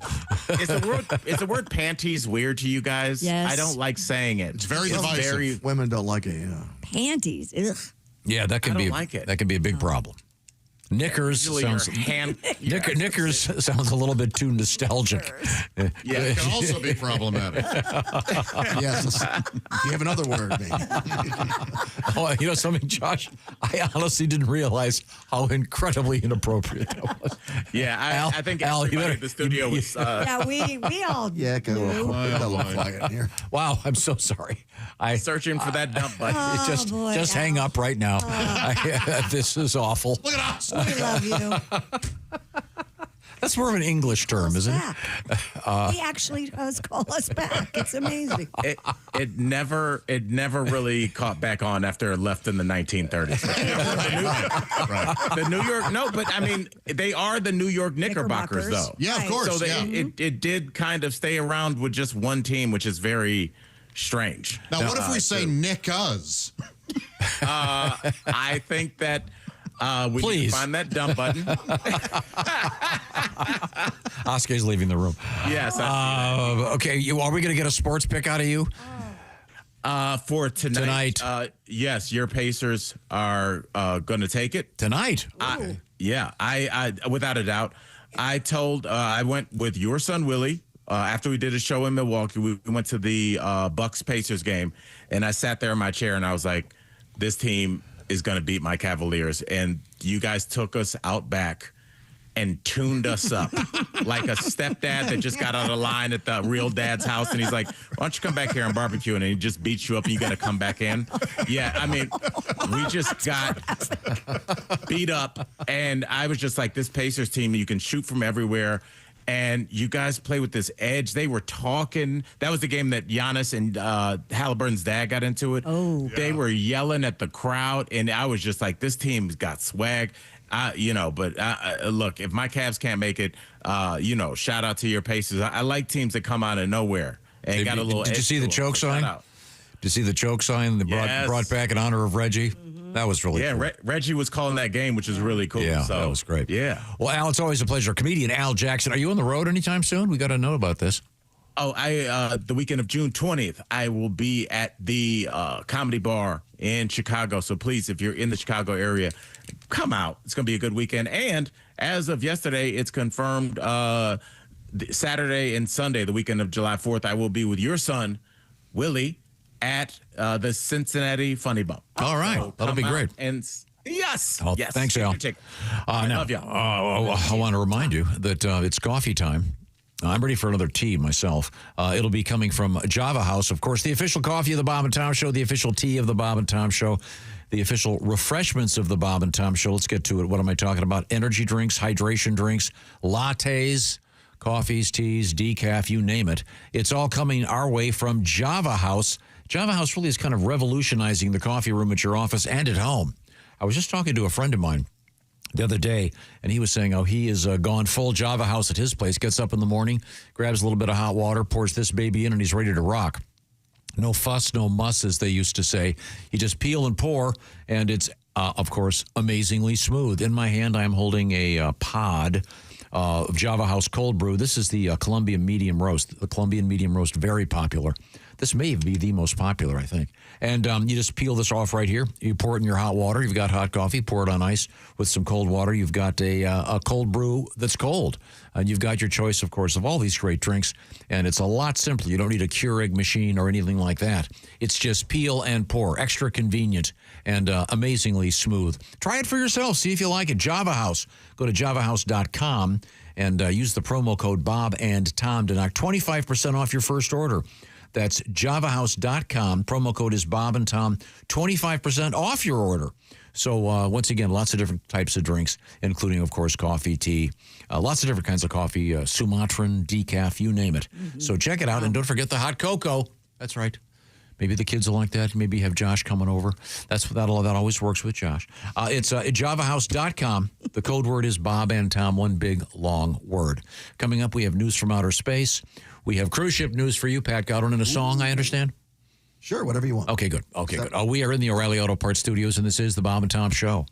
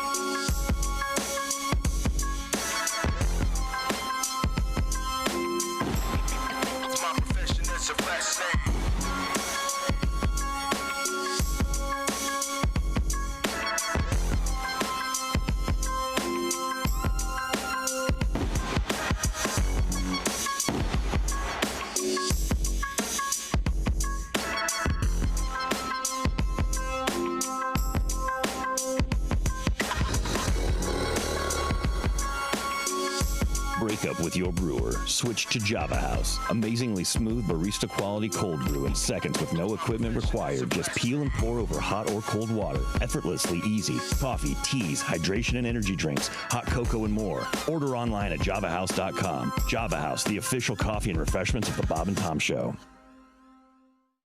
Asking for the Ace Cosby joke of the day, a dear gentleman and Christy Lee, writes Casey, can we get an extra joke of the day from Ace? No. Is the answer. He says to cheer up Chick after the Commanders lost to the Cowboys. Oh, I see. Is that what's happening? Is that what's called ironic? This guy's a Weisenheimer. Yeah. It's Casey from Boise, Idaho. Love Boise. Jackass. Let's get at least one out right now. Pronounce Boise. Anybody there will tell us. Boise. Completely wrong. Reason.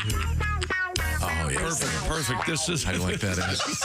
How do you like that, Ace? He said, pretending to have done it on purpose. All right, who's been messing with my machine? Yep, I know what? I tell you what. How do you like that, Ace? It ain't your fault, pal. I know that. Okay, 2 for 2. No, Who's that guy with the sexy voice? Ace Cosby, go. Thank you. Hey, Dick.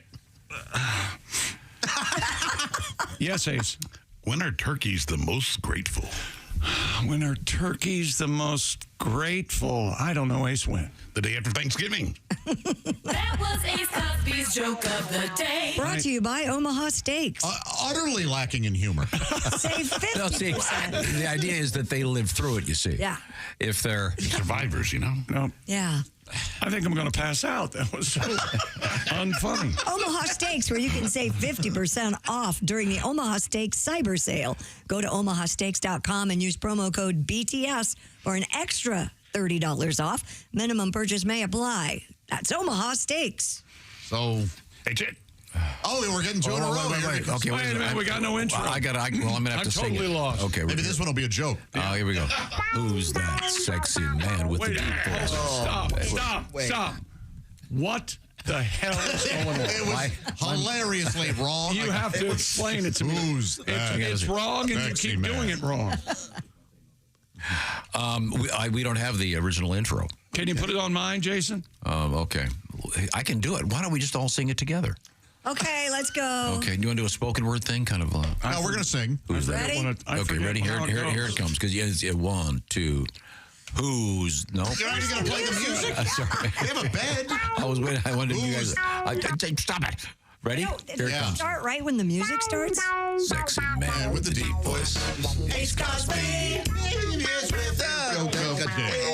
Yeah, that throws me. Who's that? Okay. Son of a gun. She's been sitting on it the whole time. It only took a half hour. His joke of the day. Hey, Chick. Yes, Ace. What? What did the turkey say to the computer? What did the turkey say to the computer? I don't know what. Google. That was Ace Cosby's joke. Google. Oh, as opposed to gobble. It's a. I mean, 2 whiffs. Well, we might as well go for the third. We got to have another. If you do a third, I will eat this coffee mug, hoping the shards destroy my ear. Here he is with his joke of the day. Yes, Ace. Hey, Chick. What did the space turkey? What I like space turkey. I like that too. It's got a good start. What would a space turkey sound like? It's got to be good. What did the space turkey sound like? Hubble. Oh, yeah, there you go. That's better than Google. Yeah, there's the joke. Yeah, those are in tandem. They're excellent. Boy, that seems like that took a really long time. It did, but that's okay. It was like smoking. It took 5 years off of our lives.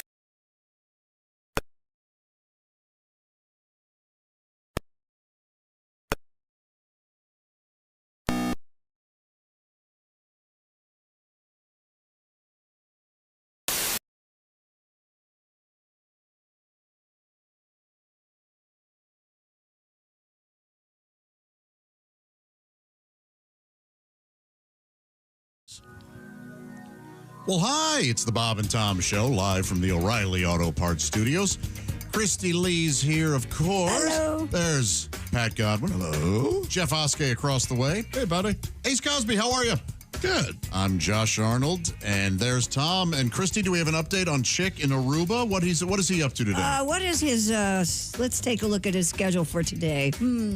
Get up, mimosa, for breakfast, go to the beach, take a nap. All right. He forgot meet woman. He's going to meet woman. He's got that's later in the day. This is only the first part of the day. And not just any woman, but a native. A native Aruban. Arubian. Arubian? Yes. Are they Arubans?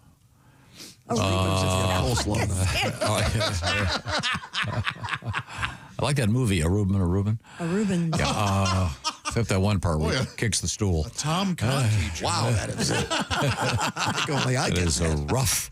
We were talking about baseball teams, and we were talking to Al Jackson, who lives in Denver, goes to Coors Field. Girlfriend works for the Rockies. Yeah, they're changing the name, though. Oh. They're naming it after a different beer. Oh, really? Yeah. Blue Moon beer, because they win once in a blue moon. Oh. You see, the team bites. Not good. Oh, I like the Blue Moon with an orange big slice. loser. Nice. Has anyone done the Coors tour in Golden, Colorado? I have not. Have you? I did back when I was 21, 22, and it's a great tour, but at the end, you're allowed 3 beers, But you only have like 20 at the time. You had like 20 minutes to drink them. Oh. And then the next tour was coming in, and I slammed 3 beers and went out to my car, and I had to take a nap before I could drive back through the mountains to my hotel. Yeah. It's like a horrible idea. They might have changed that. That may be a bad idea. Tricky mountain roads, get them drunk. That'll be good. Okay. We have Christy Lee. She's at the Silac Insurance News Desk. Are you a Harry Potter fan? Yes, I am too. I started reading those a few years ago to one of my daughters out loud, and I had no idea they were that good. Now, have you watched the movies or just read the book? I watched a little bit of the movies, but the books are great. Well, Harry Potter's HBO series is coming, and they have cast Harry, Ron, and Hermione. They announced that over 30,000 actors actually auditioned for the lead roles since HBO launched the open casting call last fall. Dominic McLaughlin will play the role of Harry Potter. Are these well-known actors? I have no idea. I mean, they're obviously young. Presumably. Arabella Stanton is Hermione Granger, and Alistair Stout will be Ron Weasley. Weasley, sorry. Filming is expected to begin this summer for the HBO series Harry Potter. So they're just this is a reboot? A They're going reboot. to do the whole thing starting over? John Lithgow's playing Yes. Dumbledore. Oh, that'll be good. Yeah, that's a good choice. I know he's not British, but... he did Churchill, though, so he has he can get the accent. Do it. Mm-hmm. Yeah, he nailed that, too. Well, that's interesting. I haven't seen... Oh, here's some pictures of him. On the right, we have the... original. First iteration. Oh, yeah, that... Yeah, they look like cute kids. Yeah. And they look like the... Originals? Yeah. Oh, very nice. Yeah, that'll be cool. Your kids will love that. They're in that. Did you ever read the books? They're really good. I did not read the books, but I've seen all the movies at least once. Cool. At least. Yeah. Well, cool. Well, good to know. And that's going to be on HBO? Uh-huh. All right. Back to HBO now, remember? They got rid of Max. Well, there wasn't there Max and HBO Max, and now it's just... Now it's HBO Max again. Okay. Yeah. So not just Max. Very confusing. Good idea. Confuse the audience in a world of too many channels. Yeah, but now I have two. I have an HBO Max and a Max. I know. I don't know as an app. I'm confused. I don't know what they're going to do. And I don't know which one works. Do you? Yeah, Max works for me. Yeah, it still works for me, too. Yeah. Huh. A man was arrested after allegedly trying to climb onto a cruise ship in Australia. According to USA Today, officers responded to the overseas passenger terminal at the Rocks, a historic area in Sydney, and they found a man suspended over the water from the mooring line. Video footage published by 9 News Sydney appears to show the man hanging onto ropes between the port and the Carnival Adventure ship. The 29-year-old was arrested on charges of entering a cleared zone when not screened or cleared, as well as entering restricted land, side, and waterside zones without authorization. I let him on. Why? I'd vet him. As soon as he got on, I go, who are you? What are you doing here? And if he goes, you know what? I just really wanted to take this cruise. You know what? I like your spunk? Yes. Yeah. Now, is that Got a lot of technically... moxie, kid. Yeah. Is that technically shimmying? Up a rope? Or is it shinnying? What do you... When you Yeah, look at this. Look at this guy. He doesn't even wait till nighttime. He just does it. You can see the famed opera house in the background. He's standing on one line, holding on to another. I'd absolutely let him on. And where was he thinking of going? Was he going to try Into to... the thing. Yeah, you can't... Can a human fit through? That's what I was where the thinking. lines come out of the bow of the ship. It looks like he'll be able to fit. Huh. Yeah, nothing can go wrong there. I'd be nervous. Probably some winch full of gears that crawls in that hole in his hands are immediately sheared off. Jeez, That's why I'd let him on, man. I heard he was sentenced to sitting through 5 of Bodart's sets on the ship that day. Ouch, it's a tough crowd. He's a friend of mine. I'm allowed to say it. Okay. I've been following him on social media. He's like doing the same kind of thing that I had done now. He's off to with Princess now, which is a different experience. West Coast. Yeah. Ah. Yeah. On the ships? Yeah, I should probably warn him about a couple of the ports. What does that mean, West Coast? Does that mean like They Mexico? they do the Mexican run, it's called, okay. and then they do Hawaii. Gotcha. That's the Love Boat, and then they run the Love Boat on a channel constantly. You have to go all the way from L.A. to Hawaii? You start off in L.A. How long does that take? Oh. Oh, damn, about a week. It's a week long, yeah. All right. How long are you sailing from L.A. to Hawaii? How many? It's all what we call several days. Oh, the Hawaiian is you go right to Hawaii. It's about 2 sea days. Then you do a bunch of the islands. But the Mexican run is, Puerto Vallarta. Now, what ports did you want to warn them about? Ensenada. Yeah. Oh, Ensenada's the one right under Tijuana. Yeah, that's. Yeah, you want to get back to the boat. I love that song. Ensenada. I wrote a song called Ensenada about it. If you'd like, you did? Is it humorous or is this I've one been of your to serious? Ensenada. My grandfather took me there. We're going to find out if once. it's humorous, I guess. All right. So keep in mind, Ensenada is where I want to warn Jeff. He's going there like in a week. So is it dangerous or? That is the problem. It is gorgeous during the day, then it gets a little dicey at night, and they don't kind of tell you. And if you miss the boat, you're in real trouble. Okay. And this actually happened to a couple. The week I was there, I may have exaggerated a few things. Here we go. Oh, the ship just left without us an Ensenada. Too much tequila and not enough enchiladas. Now we're walking the street, might get beat like a piñata. A couple of fools who missed the boat in Ensenada. Oh, Ensenada, pray for us, Heavenly Father. This is where the cartel is. Mind your business or your tostada. Oh, couldn't it be Cabo or Puerto Vallarta? They're beautiful. No, we're stuck in crime-ridden downtown Ensenada. True. Our passports are back on the ship and we are stranded. We have to make it to the airport now empty-handed. Then try to fly to catch our ship's next destination with no ID and illegal medication. Oh, Ensenada, in our Gucci and Prada, we could be robbed and left for dead this time tomorrow. Why couldn't it be Cancun or Guadalajara? No, Jeff Boder, don't get stuck in scary downtown Ensenada, or it'll be chop, chop, chop. Yeah. You'll be He's there toast next week. You'll be tostada. I like that. I like that very much. We can get another song out of you, Pat. What's that, dude? Because I believe, can we do a real quick update on this guy, Norgay? What's his name? Camirita? Camirita. Oh, Camirita. Because today's the Tenzo Norgay's birthday, but it's also the day that the Guinness people announced that this guy has the world record. Should we come back with that? Why don't we do that? Yeah, we can do that. And we'll give you the whole background why we're talking about climbing Mount Everest today and other things of that ilk. It's a big Everest day. Yeah, it is a big. It's the first time it was climbed. It's also closing season. I think today's closing. It's about to close. Yeah. I'm not sure what the exact date. Any day now. Everest is closed. They said it ends this weekend. Okay. Mm-hmm. Okay. Right now, I want to tell you about BetterHelp. BetterHelp sponsors this portion of the Bob and Tom Show. BetterHelp is celebrating, in a way, Mental Health Month. That is the month of May, but it's important, of course, year-round. This is just an opportunity to mention the importance of getting rid of the stigma, as Jimmy Irsay talked about it at great length, and a very important topic, of course.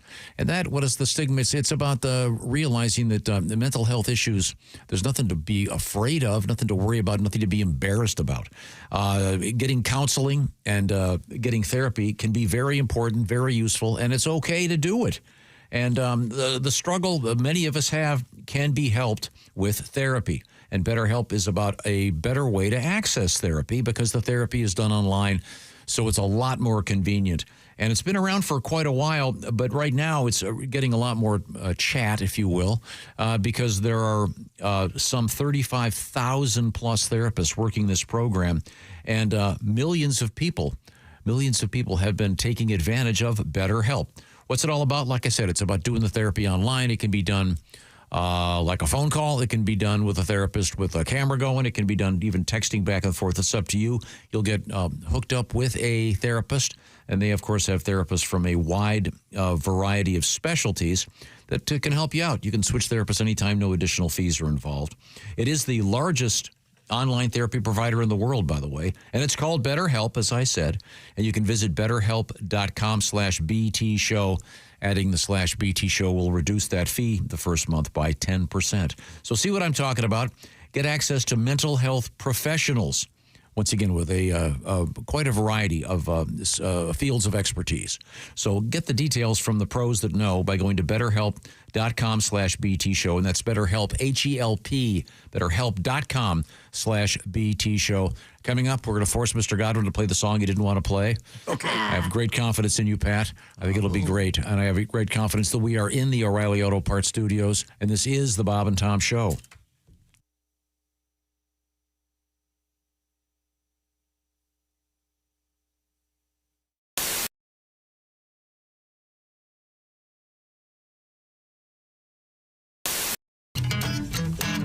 Fish and worms, fish and worms. Everybody's wishing they had fish and worms. Find them in the backyard, underneath the rock. Slip them in your sandwich, put them in your socks. Fish and worms. Do your English homework, underline a word, circle direct object and transitive verb with a fish and worm. Fish and worm. Well, my big sister, she don't care for my fish and worm. Big ones, little ones, they give her the creeps, whatever it's. I go put a couple in the blender. Now she's looking at me with bated breath. Ooh, from eating fish and worms. Fish and worms. Everybody's wishing they had fish and worms. Find them in the backyard, underneath some leaves, make them little dresses. Just leave off the sleeves, fish and worms, fish and worms, fish and worms. Yeah. The reviews are in, and America can't get enough of Chick McGee's Silac commercial. Fanatical fans everywhere are even watching it in reverse. You know, this actually kind of makes sense. Truth is, you won't be finding any retirement checks in your mailbox until you first go back into your house and log on to SilacINS.com. At the Silac website, you'll even find a special link just for Bob and Tom listeners.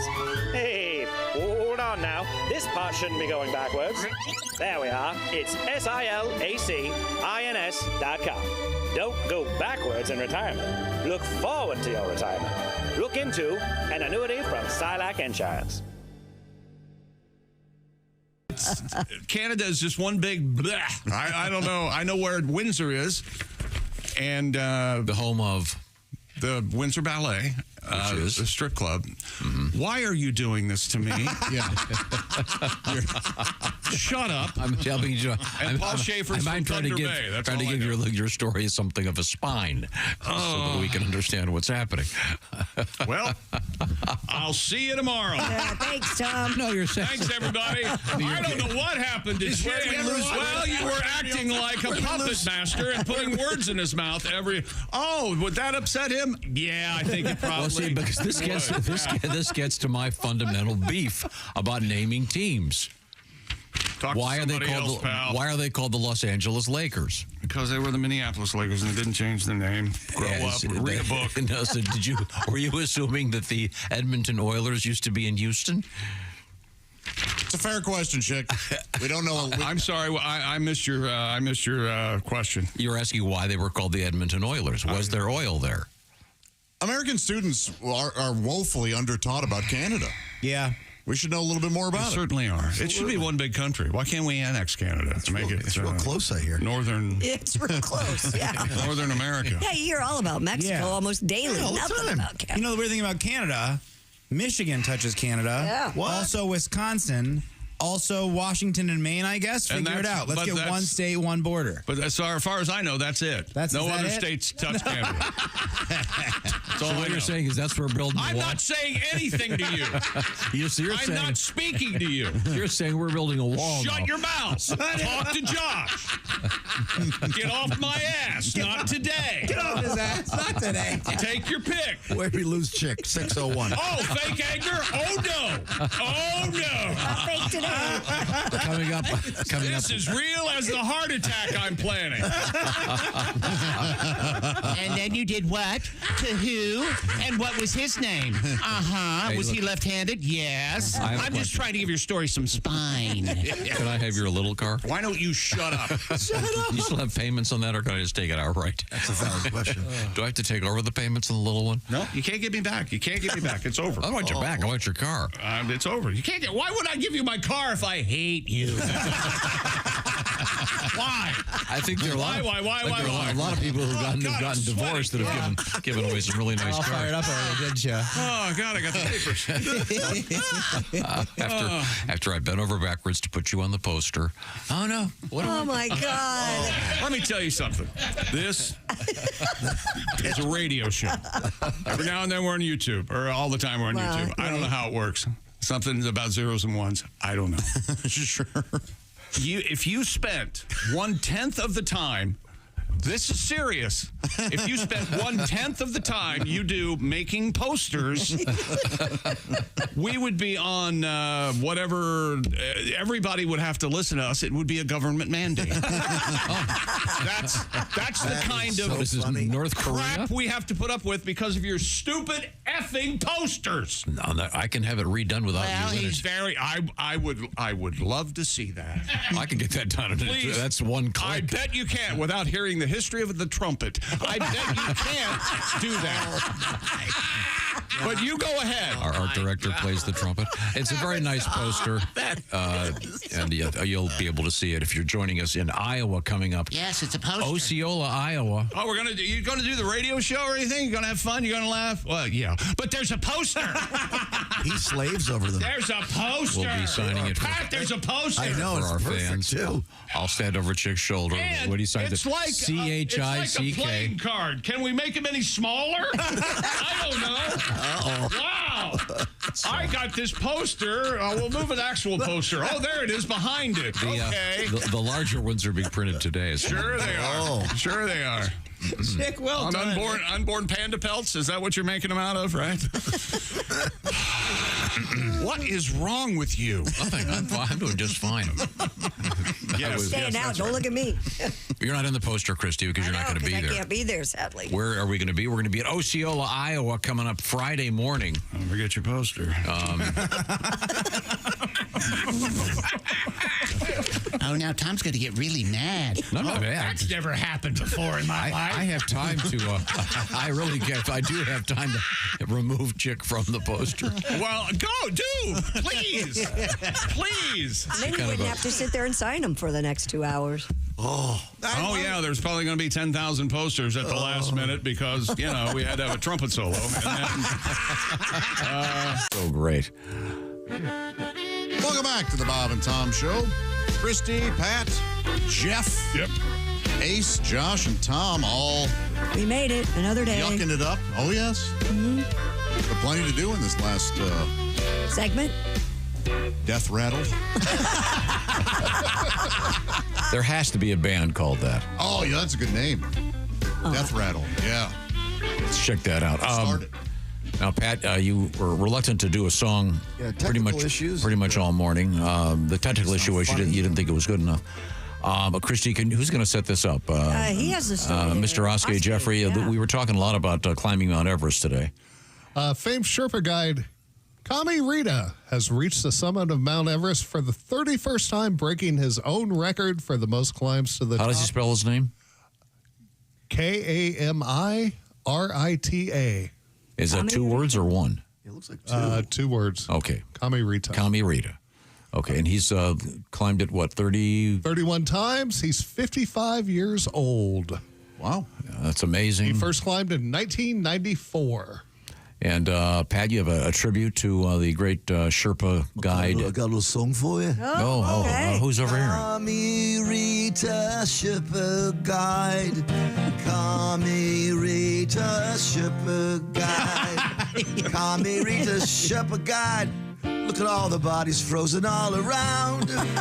Oh, it's about 30,000 feet. Way to go, Kamirita. Now the only problem is you have to get down. Hands frozen, loser Sherpa.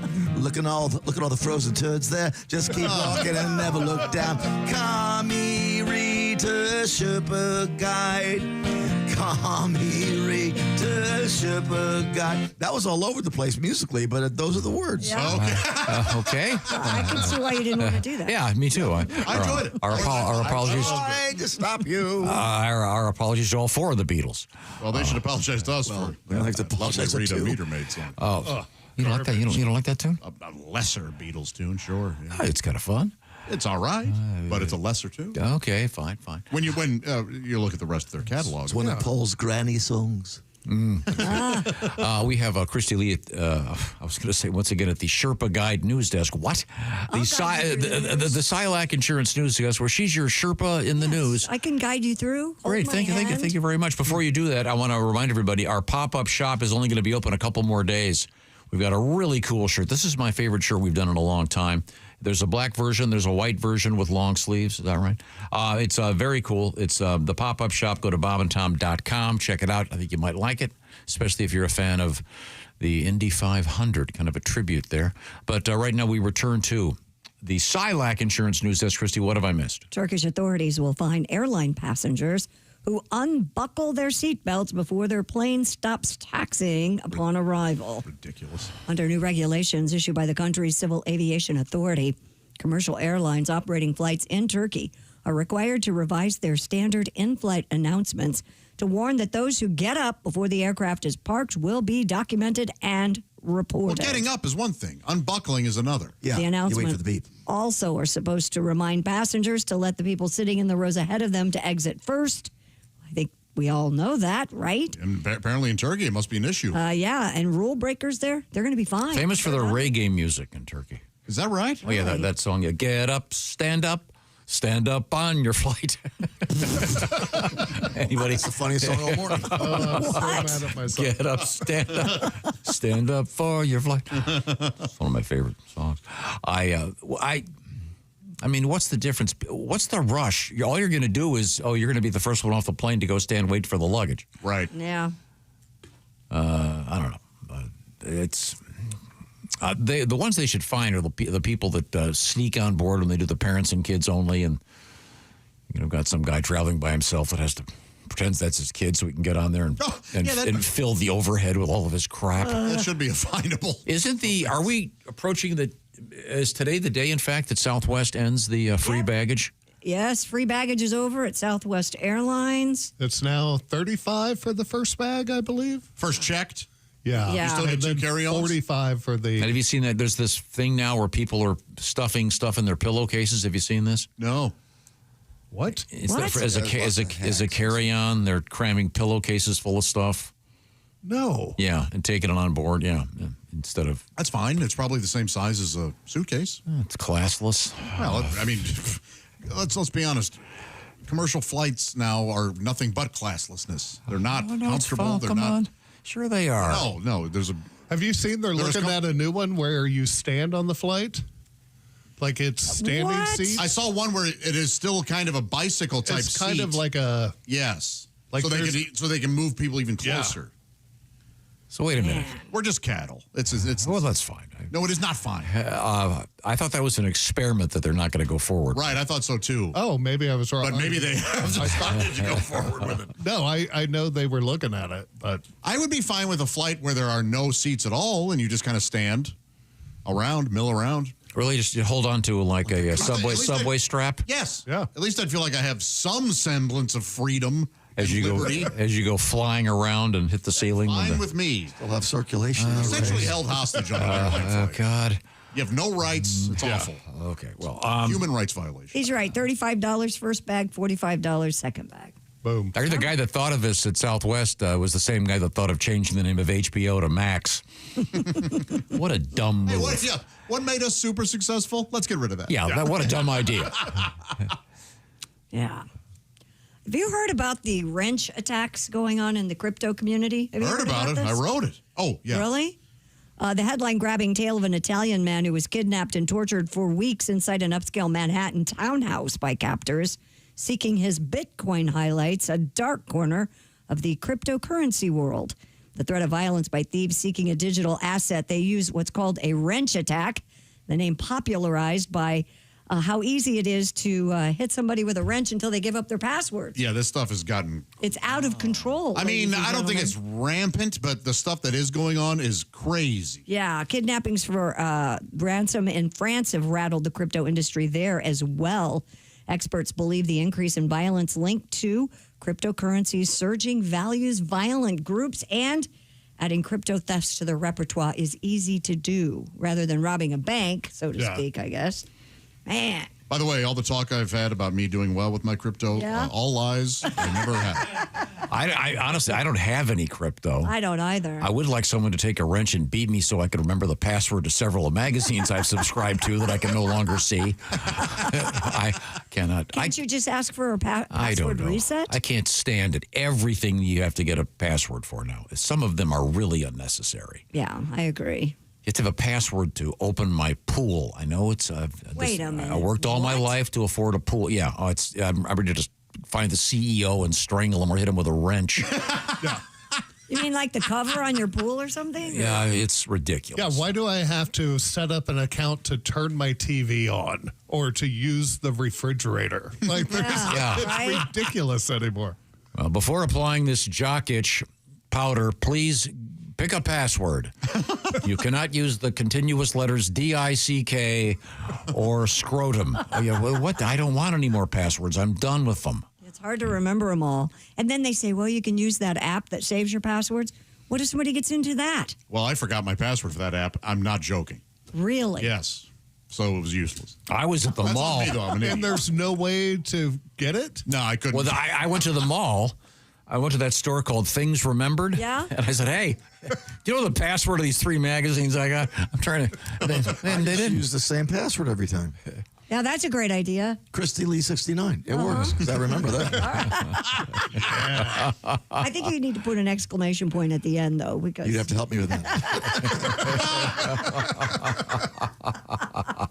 Well, thank you very much. Well, we certainly enjoyed it. And don't forget, we have our scenario that we're building on of the guy with the shorts, the blue jean cutoff shorts, and the cool car driving naked away from the granite swimming pit. Yeah. Was that a good, well, that was tomorrow morning. Chick will be doing his aloe vera tour in Aruba. Oh, isn't that interesting? Yes. All right. That sounds exciting. Oh, wow. That's great. Once again, we are in the O'Reilly Auto Parts Studios, and this is the Bob and Tom Show.